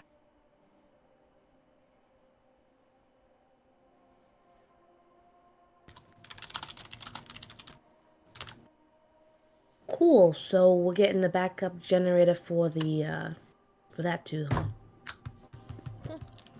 That said, I don't know if there's a way to be perfectly sure. I don't know if you can go into I don't know if you can go into technology. I would assume you can. Because when Cosmic was in it and was in the environment, he was able to interact with the environment like I would interact with it physically. Sort of. I mean, it's obviously not the same, but that's what it looked like. Like I was typing on the keyboard, basically. But I don't know if he was actually in the environment or if he was just working with it.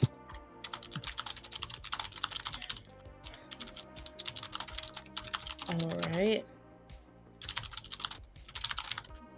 Well, I mean, I'm assuming you already asked him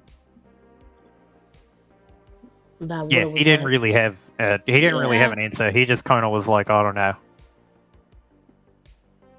Yeah, I mean, we could probably ask Maxine next time I see her. He just like blinks and narrows his eyes. Is this that other scientist you were seeing? She just like, yeah. I haven't seen her in a bit though, so I should probably pay her a visit. I mean, last time I saw her was just when I dropped off the coffee cake for her. You She bake probably her made some- coffee cake? Why don't you bake me cake? I literally brought breakfast and lunch over when I got here. Okay, but it wasn't coffee cake. Do you even want a coffee cake? Well, maybe. I mean, sure, I'll make it for you if you want. Next time I come over, I can bring it. There's a look of something that you can't quite place. But She can't even roll for it. it is some vague sense of disappointment. Like, you're not sure if he's disappointed because there is no coffee cake or because he wants to have coffee cake that was for Maxine and now she does not get coffee cake, or maybe he wants coffee cake too. It's really hard to tell, but there's something Oh my of that. God. There's something about it. Mm-hmm. Alright, she tries to see this like weird fucking vibe. And she's like, "Do you even like want a coffee cake?" I mean, like just No? throw it out All right there. now. And... Fucking Well, yeah. I'm maybe. talking. I don't know. I mean, I'm talking like, do you want something else specifically? Like, I'll make you whatever you want. And she just wanted a coffee cake, so I made her a coffee cake. But if you want something else, I'll make you whatever. Just, say the word. I want coffee cake. Next time. He crosses his arms. Sure, I'll make it for you. Good. Cool. Anyway. Yeah, Maxine's the other cool scientist we were talking to. And I'll probably ask her more about this. See if she's got an opinion on it, or if she knows. Why ask her? Because she's, scientist. She, knows Okay, a but, lot. like, we already, he points to himself and you. Like, we're already, like, here fixing it and doing it. We don't need another person involved.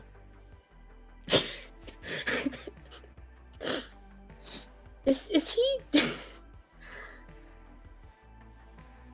Oh my god. Is he jealous of Maxine? Yes. The answer is yes.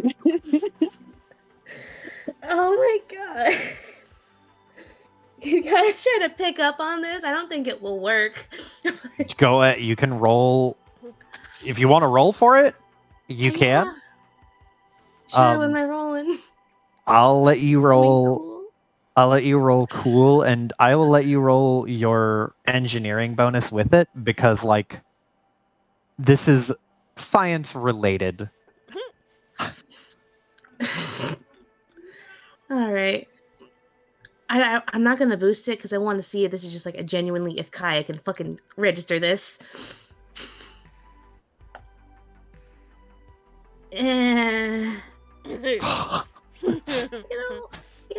I got this. I got this.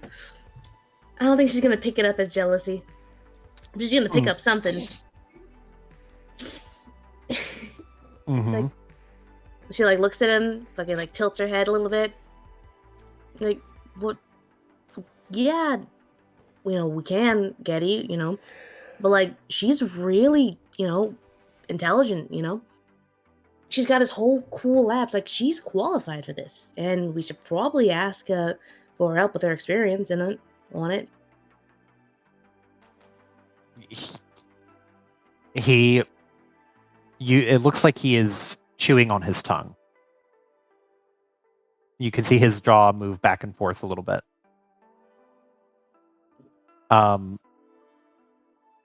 He opens his mouth to say something, and like, just, I think we should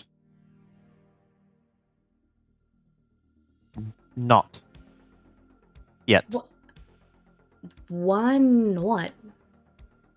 Because what if they're a secret agent of another corporation? Well, I know she used to work for Ogamark, but like, she doesn't anymore, you know? Okay, well, who does she work for? I think herself. I don't really know what she does day to day. Who do you work for? Well, I don't work. Yeah, so probably the same shit. Anyway, she seems really nice, you know? I like her. Got a good feeling about her. It's a slight eye twitch. Well, I have to meet her before I let her into my house. I don't like strangers. He crosses his arms. Well, yeah, I was more so talking about, like, I can go over to her place and ask her about the situation. You know where she lives? I mean, I've been over there before a couple times. How many times have you been over there? Like, 2? 3 after I dropped off the coffee cake for her.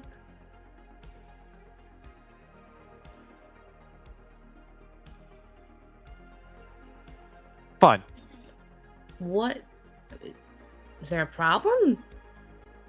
No.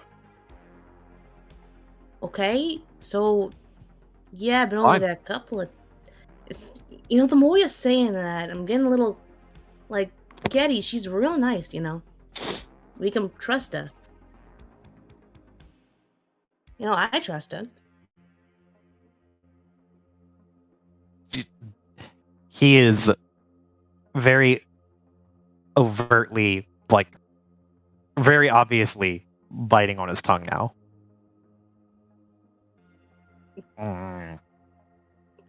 You okay? I'm fine.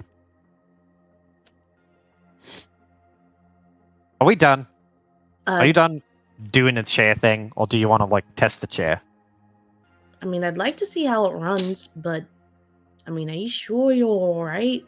I mean, do you want to talk about it? No. Don't want to talk about anything. Except the chair. Except the chair. Did I upset you? I'm sorry if I did. No. I'm an adult, and I'm fine. I mean, sometimes being an adult is admitting when you're not fine. And sometimes being an adult is being totally fine all the time. That's not being an adult.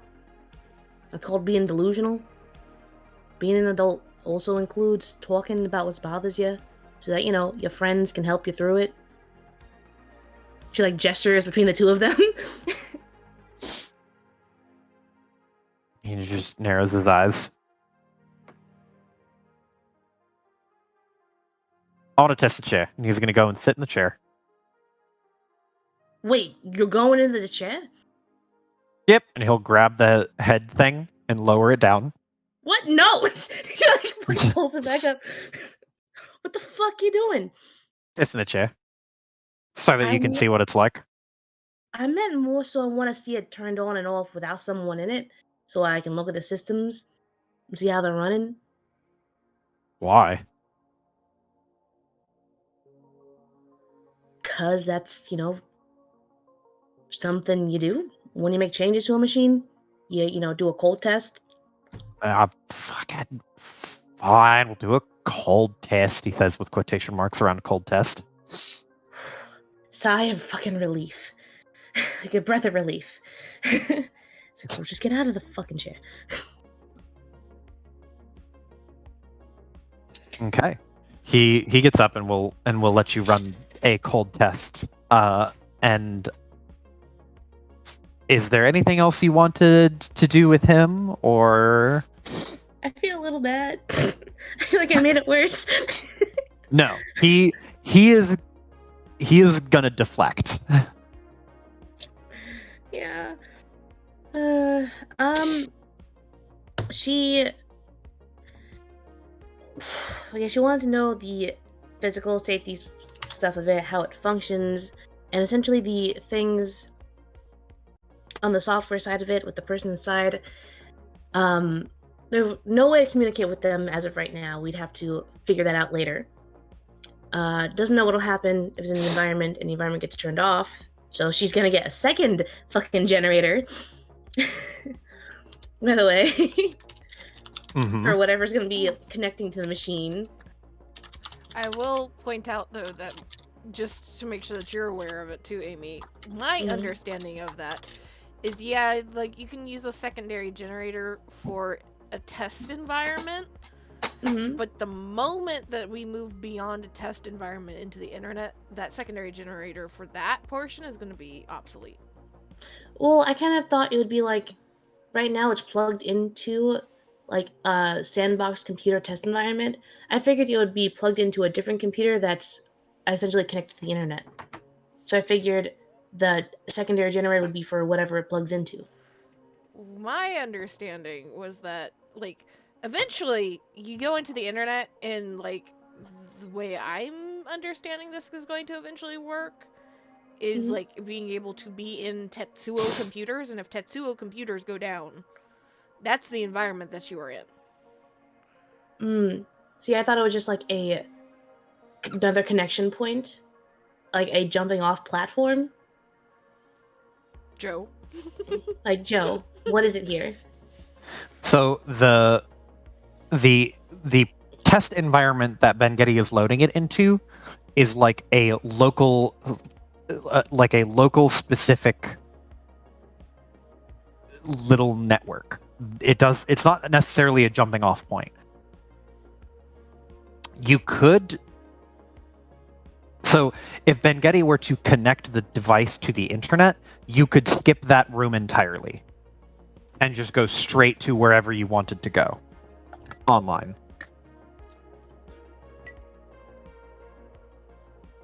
Does that make sense?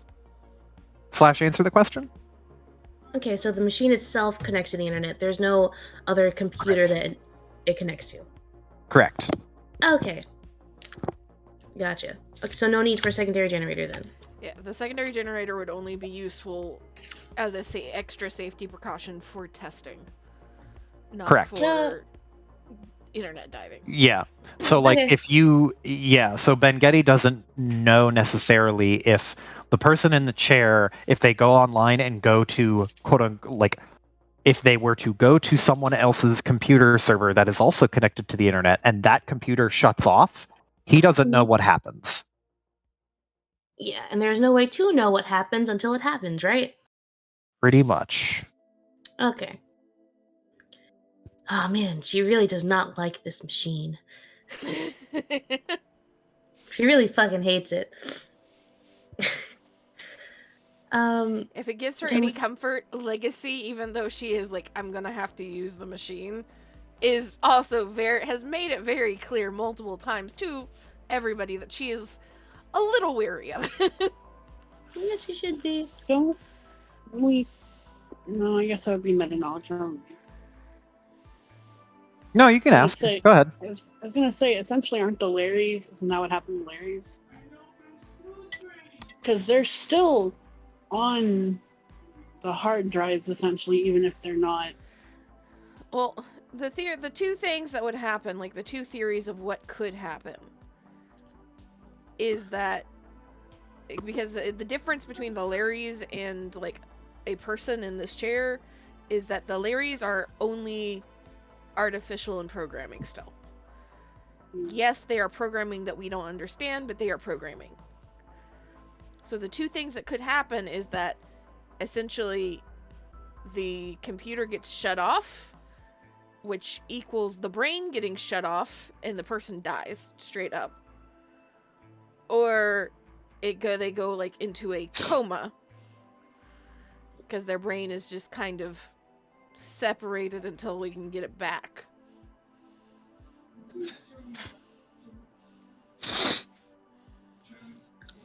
Wait, can you repeat that last 2 lines? My internet, my blah, blah, blah, audio.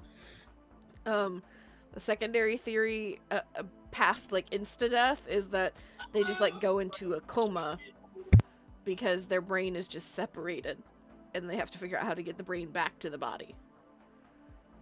The most fortunate third option would be it slingshots you backwards to where the most, like, quote-unquote, nearby location that is not within the thing that is now off. It's getting unstuck. Yeah. Or it's like the fucking Slime Rancher thing. I don't know what that means. I know of Slime Rancher, but I do not know enough to understand. So essentially, in Slime Rancher, you can make friends with a scientist, and if you do, you can go into his like virtual reality kind of thing, where you can go and like catch glitch slimes, which have like disguise themselves as regular slimes, but they have like ditto faces. And you like hit them with like, I think it's all like debugging juice or whatever the fuck to turn them into the glitch slime form, and then you can vacuum them up. And essentially, if you're in there for too long, after a while, the world starts like becoming like glitchy and black hole and just starts slowly destroying itself. So you have to run and find the exit. So that's also something that can happen. I like it. God damn it, Amy. Just gave him ideas. Look, this is from Slime Rancher, okay? I would assume he would have thought of something worse than fucking the happiest game on earth. But anyway, asking Z, Iris, and Joe, is there anything here that I or Kaya are missing that we should do before she leaves? Not that I can think of. I will give you, as Kaya, since you spent the day with Ben Getty just working on and interrogating this chair to the best of your ability, I will give you special Iris-only permission, or special previously only Iris privilege of, if you think of something that you would consider like this should have happened in that time, you can tell me about it. You can just message me and be like, hey, I think Kaya would have asked this, and I will let you ask. Okay.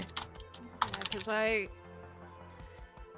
am still like meta knowledge for like my understanding of this very much taking fucking Cyberpunk Edgerunner type, Cyberpunk 2077 type shit, net runners, as like that's how this is more or less functioning. And yeah, aside from just, I can only imagine Legacy is going to be physically unhappy when she gets out of this machine. It's so funny. All of you are so well meshed with that stuff. I know nothing about the game or the show. All of my Cyberpunk exposure is from this game. I saw The Matrix when I was like 7, and I saw half of it. Like, The Matrix is so good. Probably is. Fucking love that movie. I'm sure you do.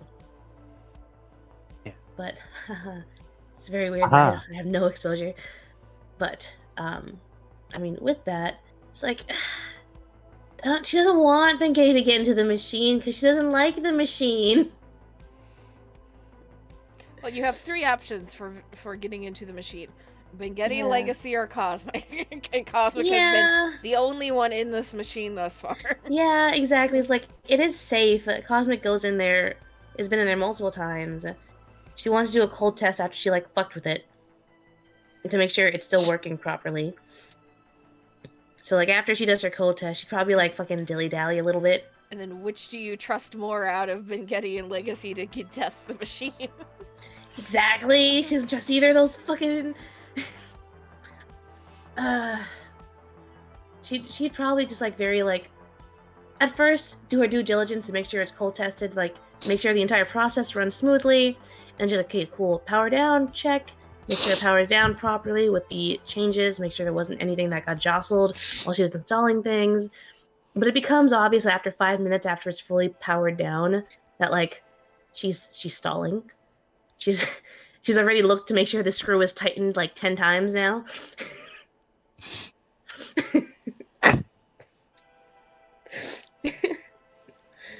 She fucking opens up a notebook. She's not writing anything, but she's like tapping her pen on the paper like she's going to write something. It's like, bro, just let me in the machine. It's like really easy. I've done it 1,000 times. I have a comment. Yes. You there in So- the back. Just clarifying here. Kaya knows how to run the machine then. On the outside, yes. Okay. So that I feel that's kind of important. In case something happens to Benghetti.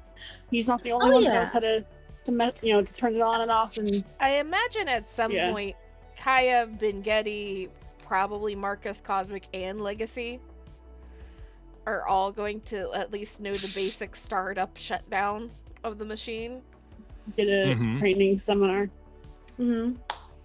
They may not be able, all of them may not be able to handle things beyond startup shutdown very well, or to various degrees. Yeah. But I imagine the order of which someone is knowledgeable about the machine would be Benghetti, and now Kaya, now she's had a full day with it, and then Legacy and Marcus. Alright? But all of them can operate and shut down the machine. Okay. Is that a correct assumption? At this point in time, just Kaya, but in the future, yes, Kaya Okay. will run them through the paces and bring them up to speed. Okay, so right now it's just Kaya and Legacy. Not Legacy, Benghetti and Kaya. to be fair, Legacy has been around the machine an extended bit as well, though. Because she has come in with Cosmic a few times. Okay, fair enough. I'll say that for like basic on-off procedures, with like Legacy could on-off it for someone as well. In like if there are newer modifications, it will become more nuanced. But as of right now, the basic working and functioning of the machine is pretty straightforward. Has to be. So, yeah. Started off as an AI. Or not AI, a VR set. Yeah. Mm-hmm. So power on, you put on the helmet. Mm-hmm. Power And, off, yeah, take like- off the helmet. Yeah, the VR portion of it, the VR headset, it is no longer like incorporated into the form factor. It was used as like a jumping off point. So the VR headset, the dev kit, is just sitting like discarded in the corner. Aw. Give it back to Cosmic? Yeah. Yeah. Cool. Okay. But after a lot of dilly-dallying and stalling, she probably just senses Benghetti's impatience. Senses it as in he's just Benghetti's just like, dude, just what the fuck is taking so long? You haven't even written anything. I'm just going over what I've already written down. You know? Yeah, for like the Gotta, fourth time. gotta like quadruple check cut once. What? That. Look, words. Okay? Look, fine, alright? Measure whatever, cut whenever. Just fucking let's go, dude. Well, like, the actual saying is measure twice, cut once, but like, you know what? Never mind. It doesn't. Look, I'm just worried. Like, understandably so.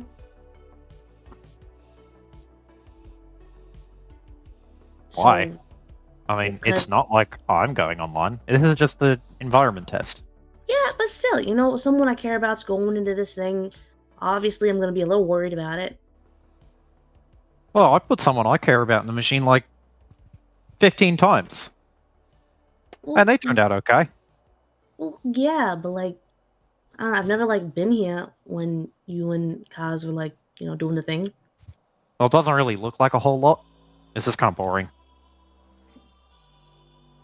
Okay, have you ever been in it before, or only like operated it? I've only operated it, Okay, so I want to go inside. okay, Like now. like now, you know what? Fine. All right, just sit down, I guess. Okay. Turn it on for you. Don't, do anything stupid. Okay. And Vengetti sits into the chair. You lower the Iron Maiden helmet down over top of his face. It's a little unusual because, like, you see the face of a person, and then slowly you lower this metal cage of nails over their head, and it looks fine on the outside to you, but you know what's underneath. And after it closes, the machine boots up and you hear the low, like, as it starts to whir into motion. And then slowly but surely, Vengetti's body goes still. And it is an uncanny stillness. Kaya, watching, like, for the first time somebody go into the machine, it is like you watch the consciousness leave his body. Like watching someone fall asleep or watching someone die. And then you start seeing the environment light up. And that is where we will end for today. Oh, Wrapping what? What? No, that means something happens. No, Stop it! that Well, means yeah. it's 11:30. Okay. Something does happen. But it no, also is because he 11. could just say that they do the test and that's it. Because that's what I thought would happen. But No. no. You fucking, with how excited Yes. Bengetti was about getting into that machine, Bengetti was probably the worst of the two options. I'm gonna be real here because at least you knew Yeah. Legacy was like a little nervous. Bengetti was like, I want in it now. It's fine. You did great. Poor decision making, Kaya. Poor decision making. You're fine. You didn't cave to you didn't like